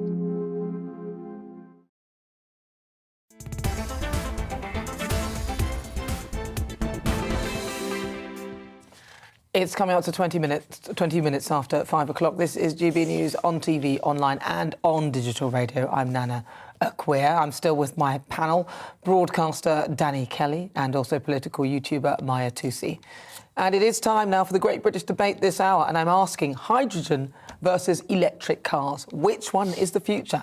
This week, the Department for Transport accelerated its plans for the switch from petrol and diesel to electric. Now, they've proposed legally binding annual targets, which would see half of all new cars that are being sold by 2028 to be fully electric powered. Electric car sales jumped by 79% last month to 39,000 vehicles. That's more than in the whole of 2019. But today, a warning from the chairman of JCB. He says that Britain is significantly behind its European rivals in rolling out hydrogen power because ministers and officials are fixated on electric. So my Great British Debate this hour, I'm asking hydrogen versus electric cars, which is the future? I'm joined now by the editorial director of What Car magazine, Jim Holder. Jim, thank you so much for joining me. Right, firstly, this is a new target by the government for transport, for half of new car sales to be fully electric by 2020. Is this actually achievable? Is it achievable? 2028, sorry. Yeah. Absolutely. So the target is 52% of all new cars being sold to be electric by 2028, as you say, and then the end target of 2030 to be fully electric or hybrid, and then 2035 just electric. It is achievable, but it's achievable only if there's serious investment around the supporting infrastructure, particularly the charging network. And also investment in bringing down the price of these electric vehicles to make them affordable for a far wider proportion of society. And then, of course, they have to improve as well in things like the range they offer for that money. So there's a lot to do, but the direction of travel at the moment is positive. There is very strong uptake. It is achievable so long as that momentum continues. Can you talk me through? So let's start with hydrogen, because we talk a lot about electric cars. We'll come to those. So hydrogen cars. First of all, what is it about? How do you fill one up? What goes into the engine? Is it a liquid? Is it a gas? And how would it actually work?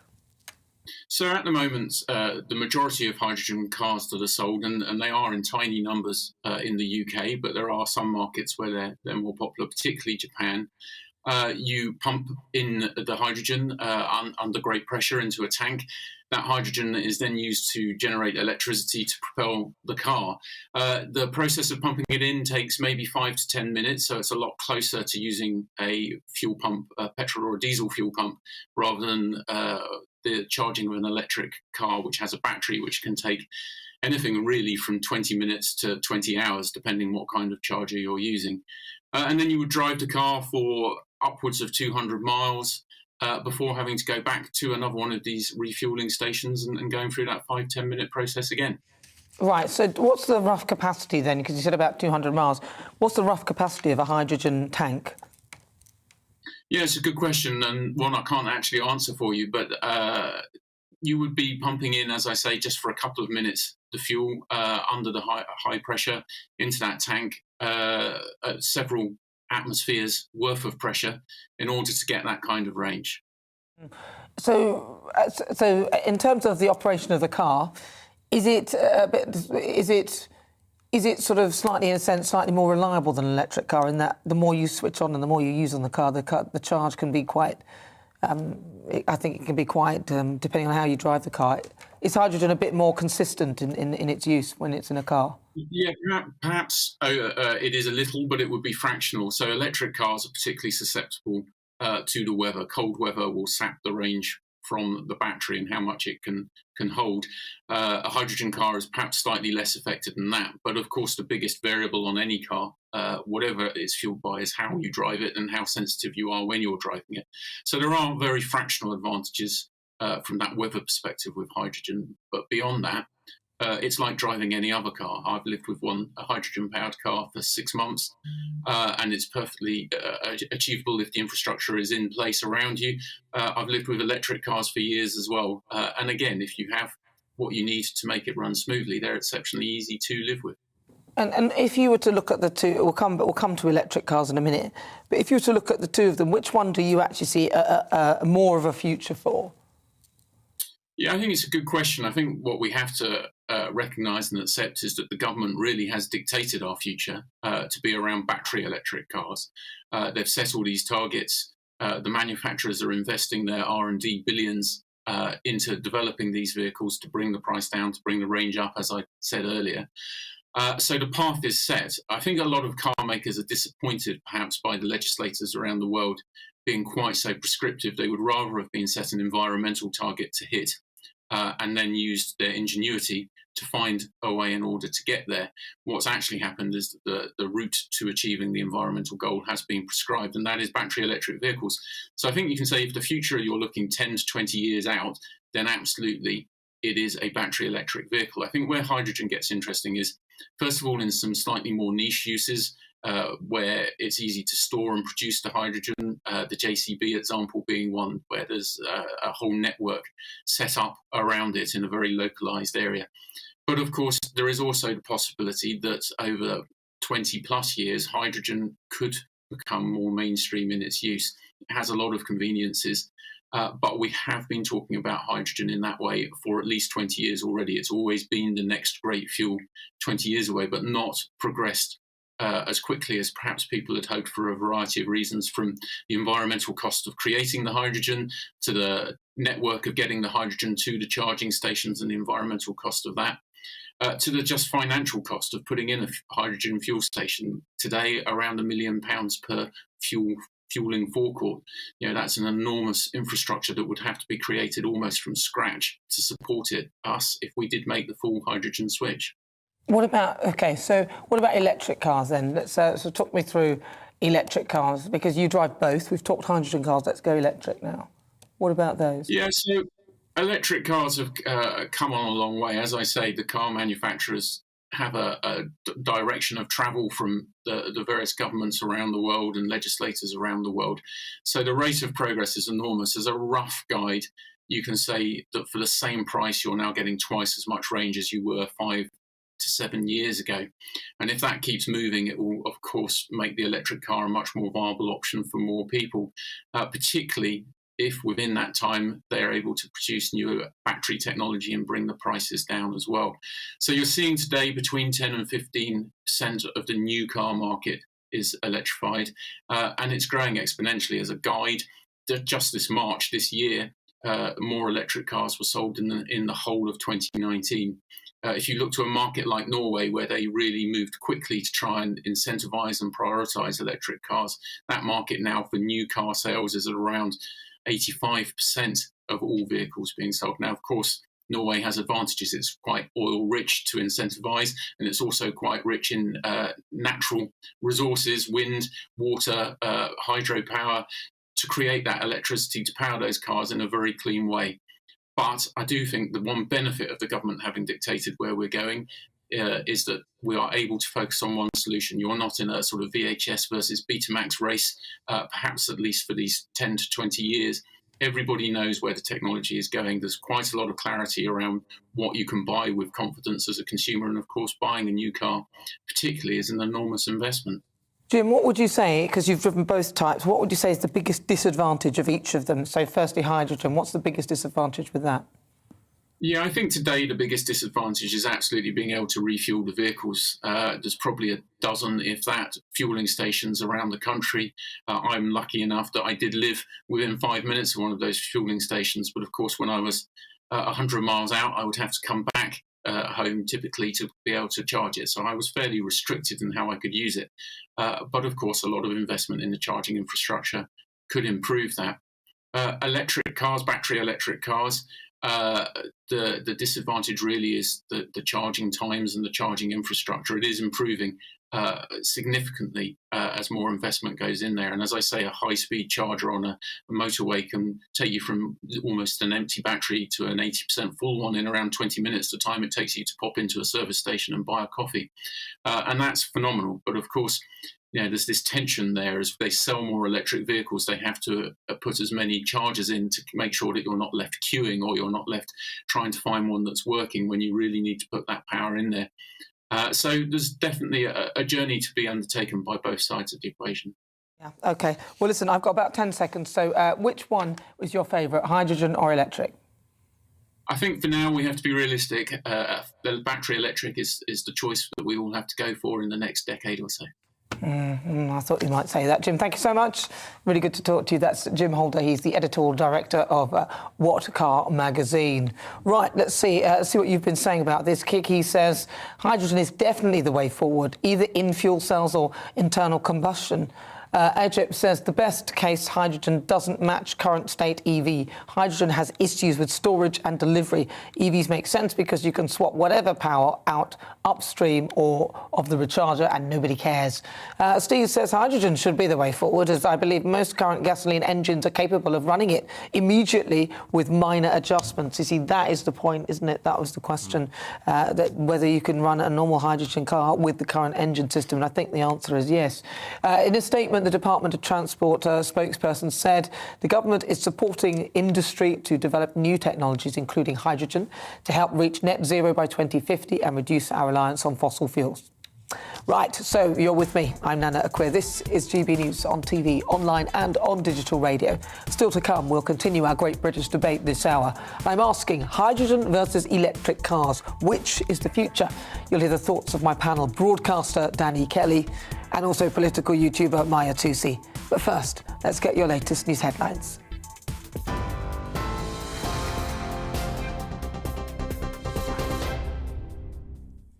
Thanks, Nana. Good afternoon. It's 32 minutes past 5. I'm Bethany Elsey in the GB Newsroom. Ukraine's president has called for further sanctions against Russia by the West and for additional military aid as the country braces itself for an attack in the east.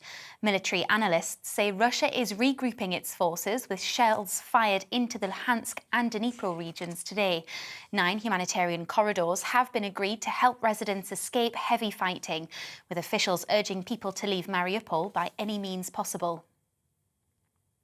A Whitehall inquiry has been launched to find out who was behind leaking details of the Chancellor's wife's tax status to the media.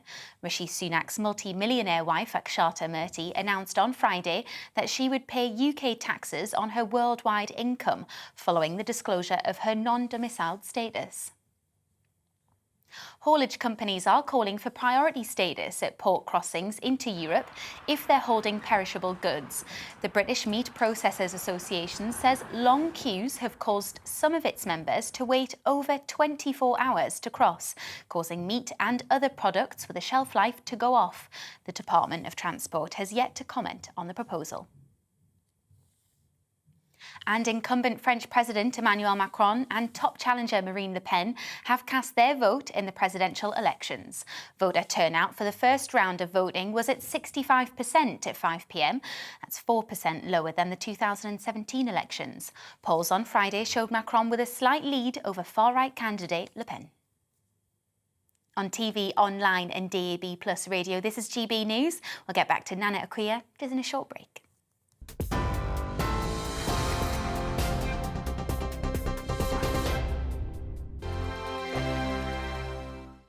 Europe is in the grip of the most devastating humanitarian crisis since World War II. The people of Ukraine are facing unimaginable suffering as their homes are destroyed and their loved ones are killed. Millions of people are being forced to flee for their lives, carrying only their children, their pets, and the clothes on their back.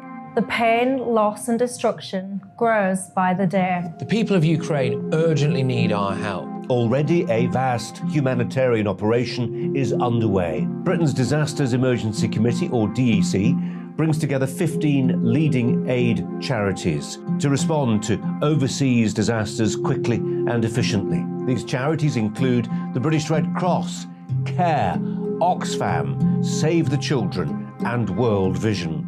Their teams are working on the ground in Ukraine and neighbouring countries to bring vital aid to those who need it most. If you can spare it, your gift to the DEC's humanitarian appeal will go a really long way. £10 provides essential hygiene supplies for a person for a month. £50 provides blankets for 4 families. £100 provides emergency food for 2 families per month. It's easy to give. You can donate online at dec.org.uk or call the 24-hour donation line on 0370 60 60 900. If you prefer to send a cheque, please post it to the Ukraine Humanitarian Appeal, PO Box 999, London, EC 3A 3AA. To give £10 on your mobile, simply text the word crisis to 70 150. Standard network charges apply for calls and you must be 16 or over. Texts are charged at the standard network rate and your £10 donation will be added to your bill. 100% of your donation goes directly to the DEC to save lives and deliver critical support where it's needed.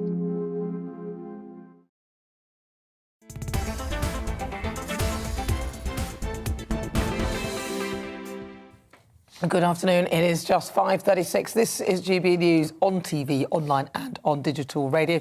If you've just joined me, where have you been? I'm Nana Akua, and it's time, for our Great British Debate. So this hour, I'm asking hydrogen versus electric cars. Which one is the future? The chairman of JCB, Lord Bamford, has warned the UK that we're significantly behind our European rivals in rolling out hydrogen power because ministers and officials are fixated on electricity. His comments come just days after the Department for Transport proposed a target that would see half all new cars being fully electric powered by 2028. Engineers at JCB's engine factory in Derbyshire have developed a hydrogen motor for large construction and agricultural vehicles, a prototype which was demonstrated by the Prime Minister at an event in London last year. So I'm asking, hydrogen versus electric cars, which is the future? Let's see what my panel make of that. I'm joined by broadcaster Danny Kelly and a former and political YouTuber, Maya Tusi. Right. I'm going to start with Danny, because obviously you are a used car deal person. Yes, a dealer. Dealer. Rather than a salesman. Oh, yes, I must remember that. I almost said salesperson, but I managed to twist it a bit, but then you put it in there anyway. Right. So what do you think? Well, it's unquestionably the future of vehicle sales. What is? Battery powered, whether it's hydrogen, charging a battery, or whether it's your plugs on your mains at home charging a battery. I think the answer is that it's battery rather than hydrogen charged battery cars, because the infrastructure just isn't there. As the gentleman was saying, basically he can't go anywhere that's over 100 miles, because once he gets to 100 miles he's got to go back and fill up again. That's no use to anyone. Whereas he can go, if he's got a Tesla, he can go to a supercharger at a service station. Yeah, but that's 20 minutes. But actually, this is like, okay. So remember George Stephenson, Isambard Kingdom Brunel, they created the gauges for the railways. Isambard Kingdom Brunel was the wider gauge. George Stephenson was the smaller. Really, we should have chosen the wider gauge, but instead we went for the smaller one because ultimately the tunnels were made wider and they were made at that size, and you could shrink them, but you couldn't make them bigger. So the smaller ones are obvious. So to me, because the infrastructure for the smaller gauge was there already, making it bigger would mean that you'd have to disrupt the tunnels and everything. So even though the wider one was better, we went for the smaller one. And to me, I compare that with hydrogen and electric, because I think, looking at it, hydrogen is better because you can actually use the combustion engine that we have now, power it with hydrogen. So it doesn't have to be battery. I wasn't aware of that. Yeah, and so this is the thing, isn't it? So why are we being pushed into this future where this infrastructure? So you need these charging cafes. You'll have cost of fortune charging cafes, won't you? And all those sort of Starbucks and all those people of the world will be around now. You've got to keep your car for like half an hour to 45 minutes to charge it. Can you imagine? That's what he was saying about the sale of electric cars. I think they kind of want to stagnate it because not everyone could charge. But what do you think? This whole problem has been getting worse because of politicians and government. And as Jim Holder was saying earlier, the issue of politicians getting involved too much and setting targets that they don't even know what it is actually creating problems. Because if you just focus on trusting free market capitalism, when there's a problem, then there's a demand, and demand could sometimes be necessity, like food, things like that, and demand could also be created by some sort of cause. We want to be kind of more scientifically advanced, but, be green and all that. So there is now demand for it slowly. So how do we do it? And the more governments try to make things bureaucratic, the slower it gets. Like the electric cars, the whole infrastructure could have been done faster if they had trusted the markets years ago.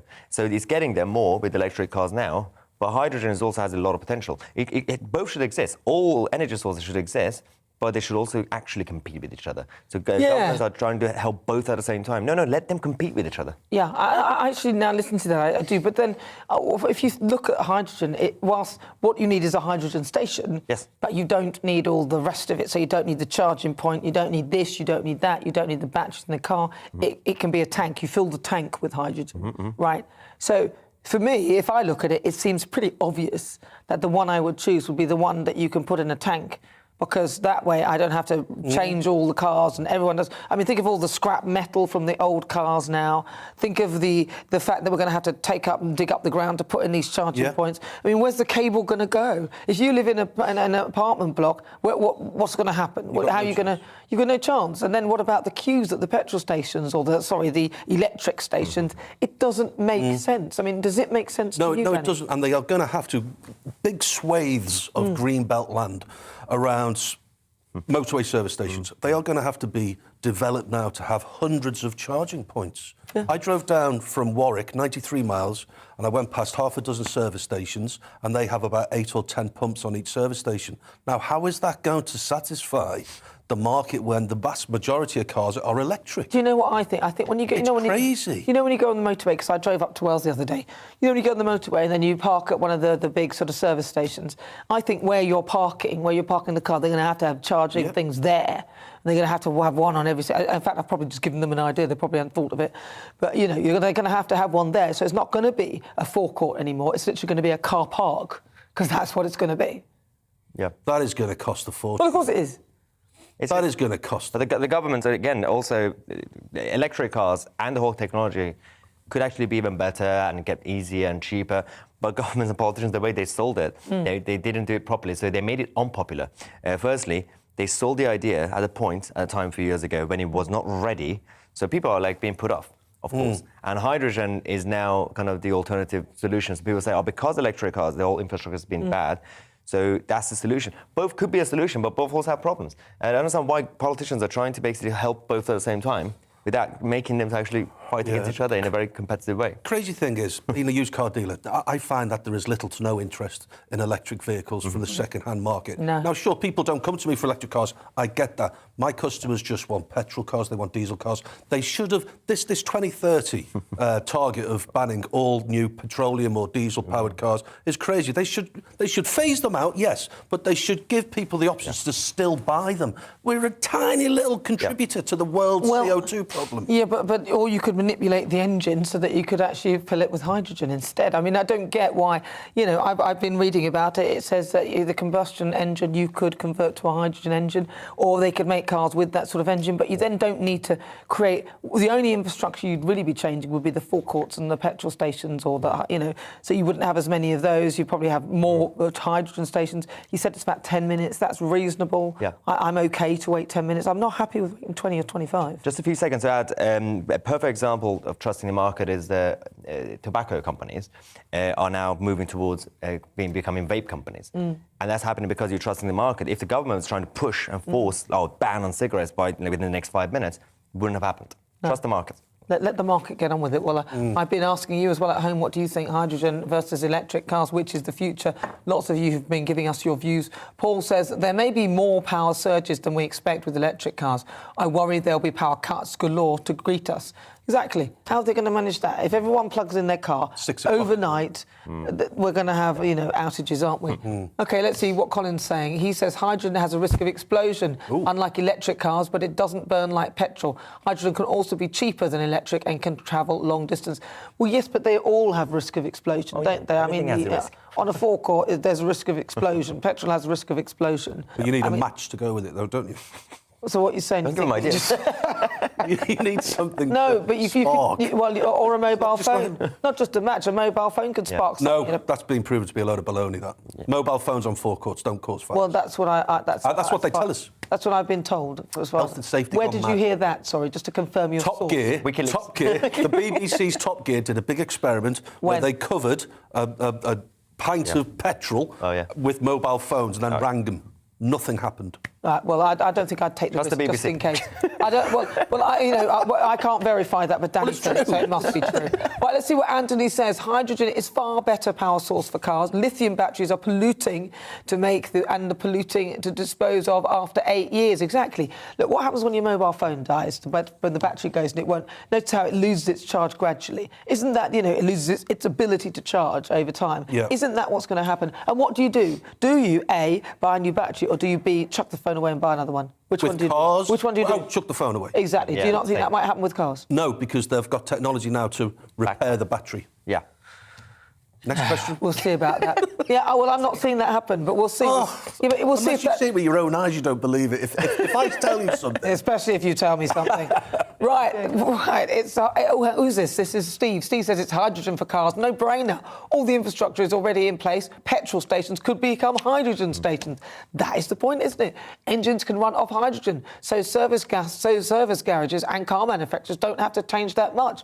Exactly. Think of the waste that we're doing now. All the cars that you can't buy this car, then we're going to stop doing that. And this but you're still going to need petrol and diesel in 2030. Yes, but you wouldn't need to build all these charging points and all that, because you just convert petrol stations to hydrogen stations. But people still need petrol and diesel. Yeah. Yes. It's just that they're not new cars. But the fact of the matter is that you could then slowly change. So as if you're saying everyone needs to have a car that is capable of taking hydrogen by 2050 or 2030 or whatever it is, you can gradually change the infrastructure within the stations rather than everybody's going to get a charger somewhere by their house or their door, and then you've got to... Just seems silly. Okay, so let's read what Paul says. Paul says, what about lithium resources and carbon footprint? Hydrogen can be made zero carbon and can be made with seawater. Look at these people, they're cleverer than us. We didn't know that. Thank you. And Russell says, I wouldn't have either battery or hydrogen power cars.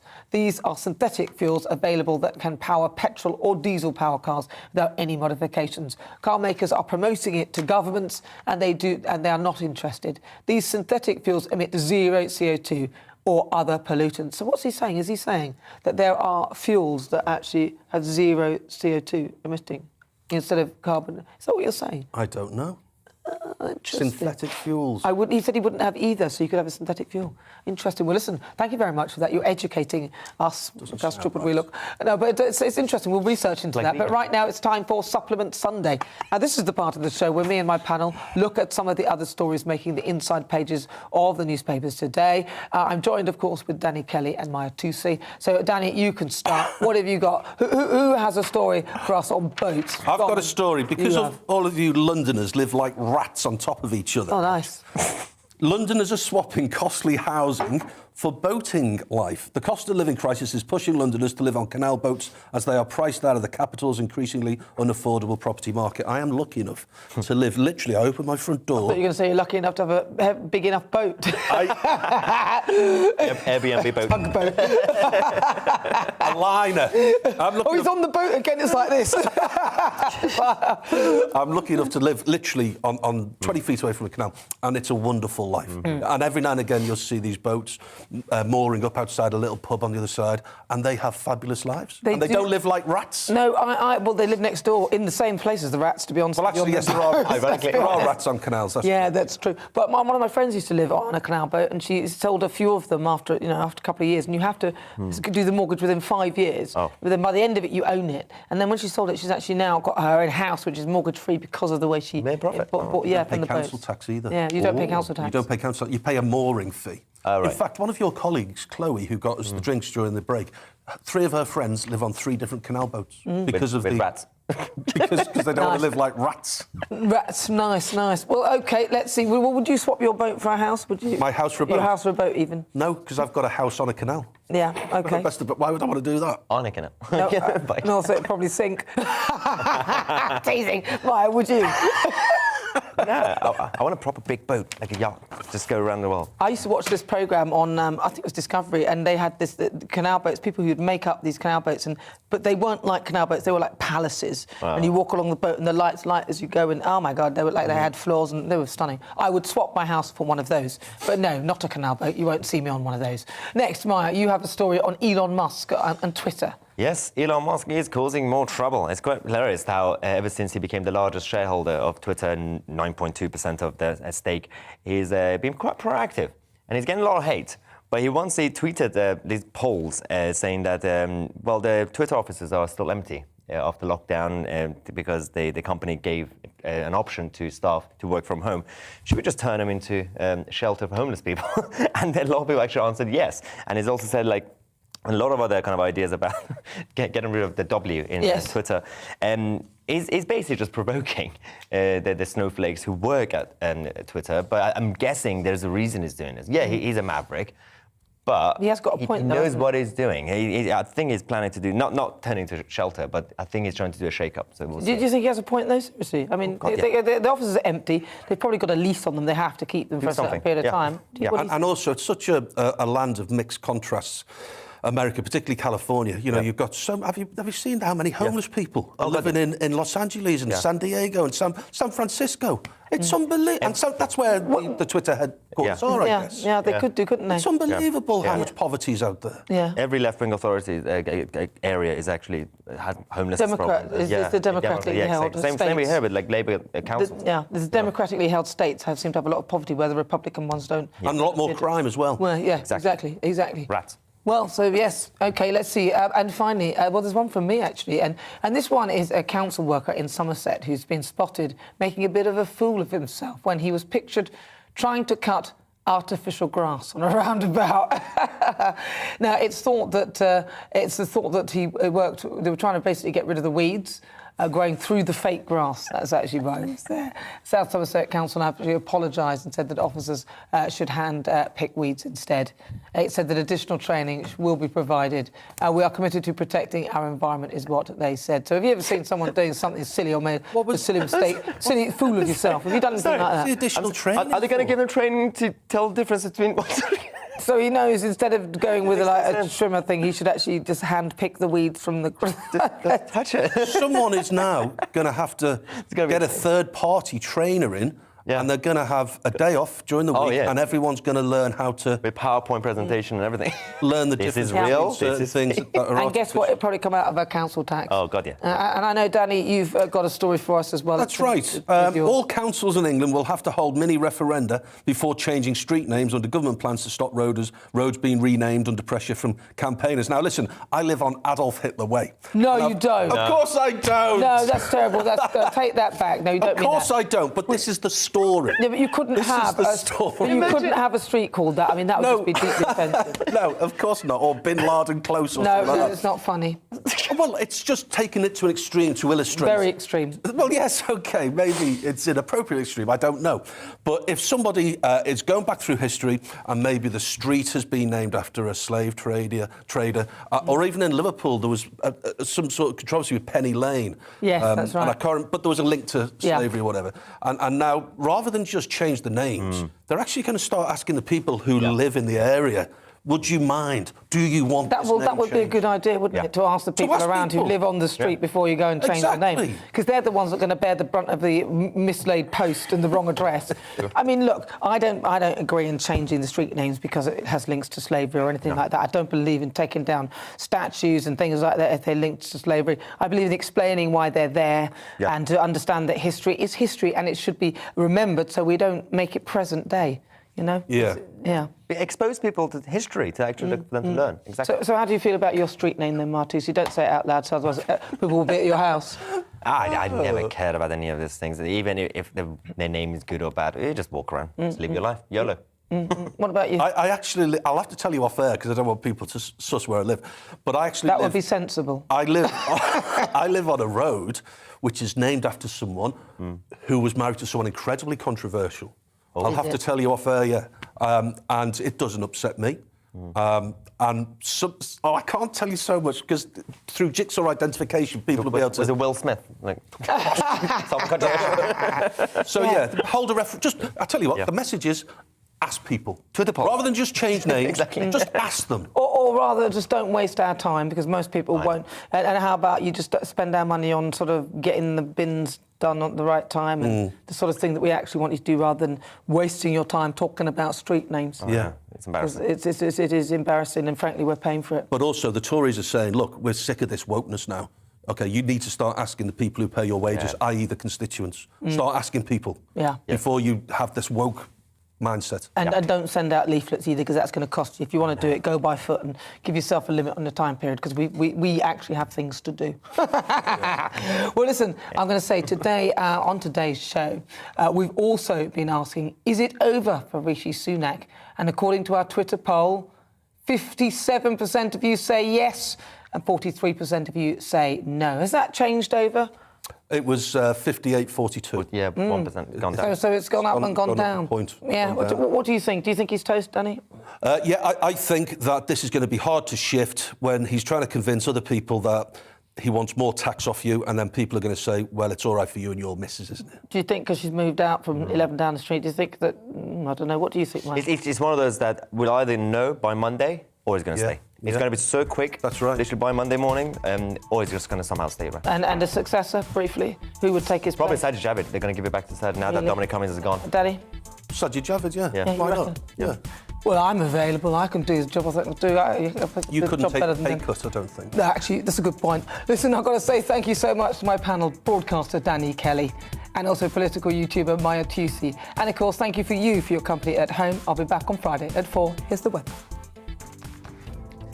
Looking ahead to this evening's weather, and the UK is looking dry for many with increasing amounts of cloud. Let's take a look at the details. Skies will cloud over this evening across the southwest and the breeze will start to pick up. It won't be as cold as yesterday evening though. There will be some clear spells across the southeast this evening and it will stay dry. There will be a keen breeze keeping temperatures around freezing tonight. The cloud will be thicker across Wales, perhaps giving the odd spot of drizzle over the hills, but it will stay dry for most. The blanket of cloud will also extend across the Midlands, but it should stay dry. The cloud will help prevent a frost. Skies will turn cloudy across northern England tonight, perhaps with a few spots of rain this evening. It will turn breezier as the night goes on. There could be a few outbreaks of rain in Scotland tonight, particularly in the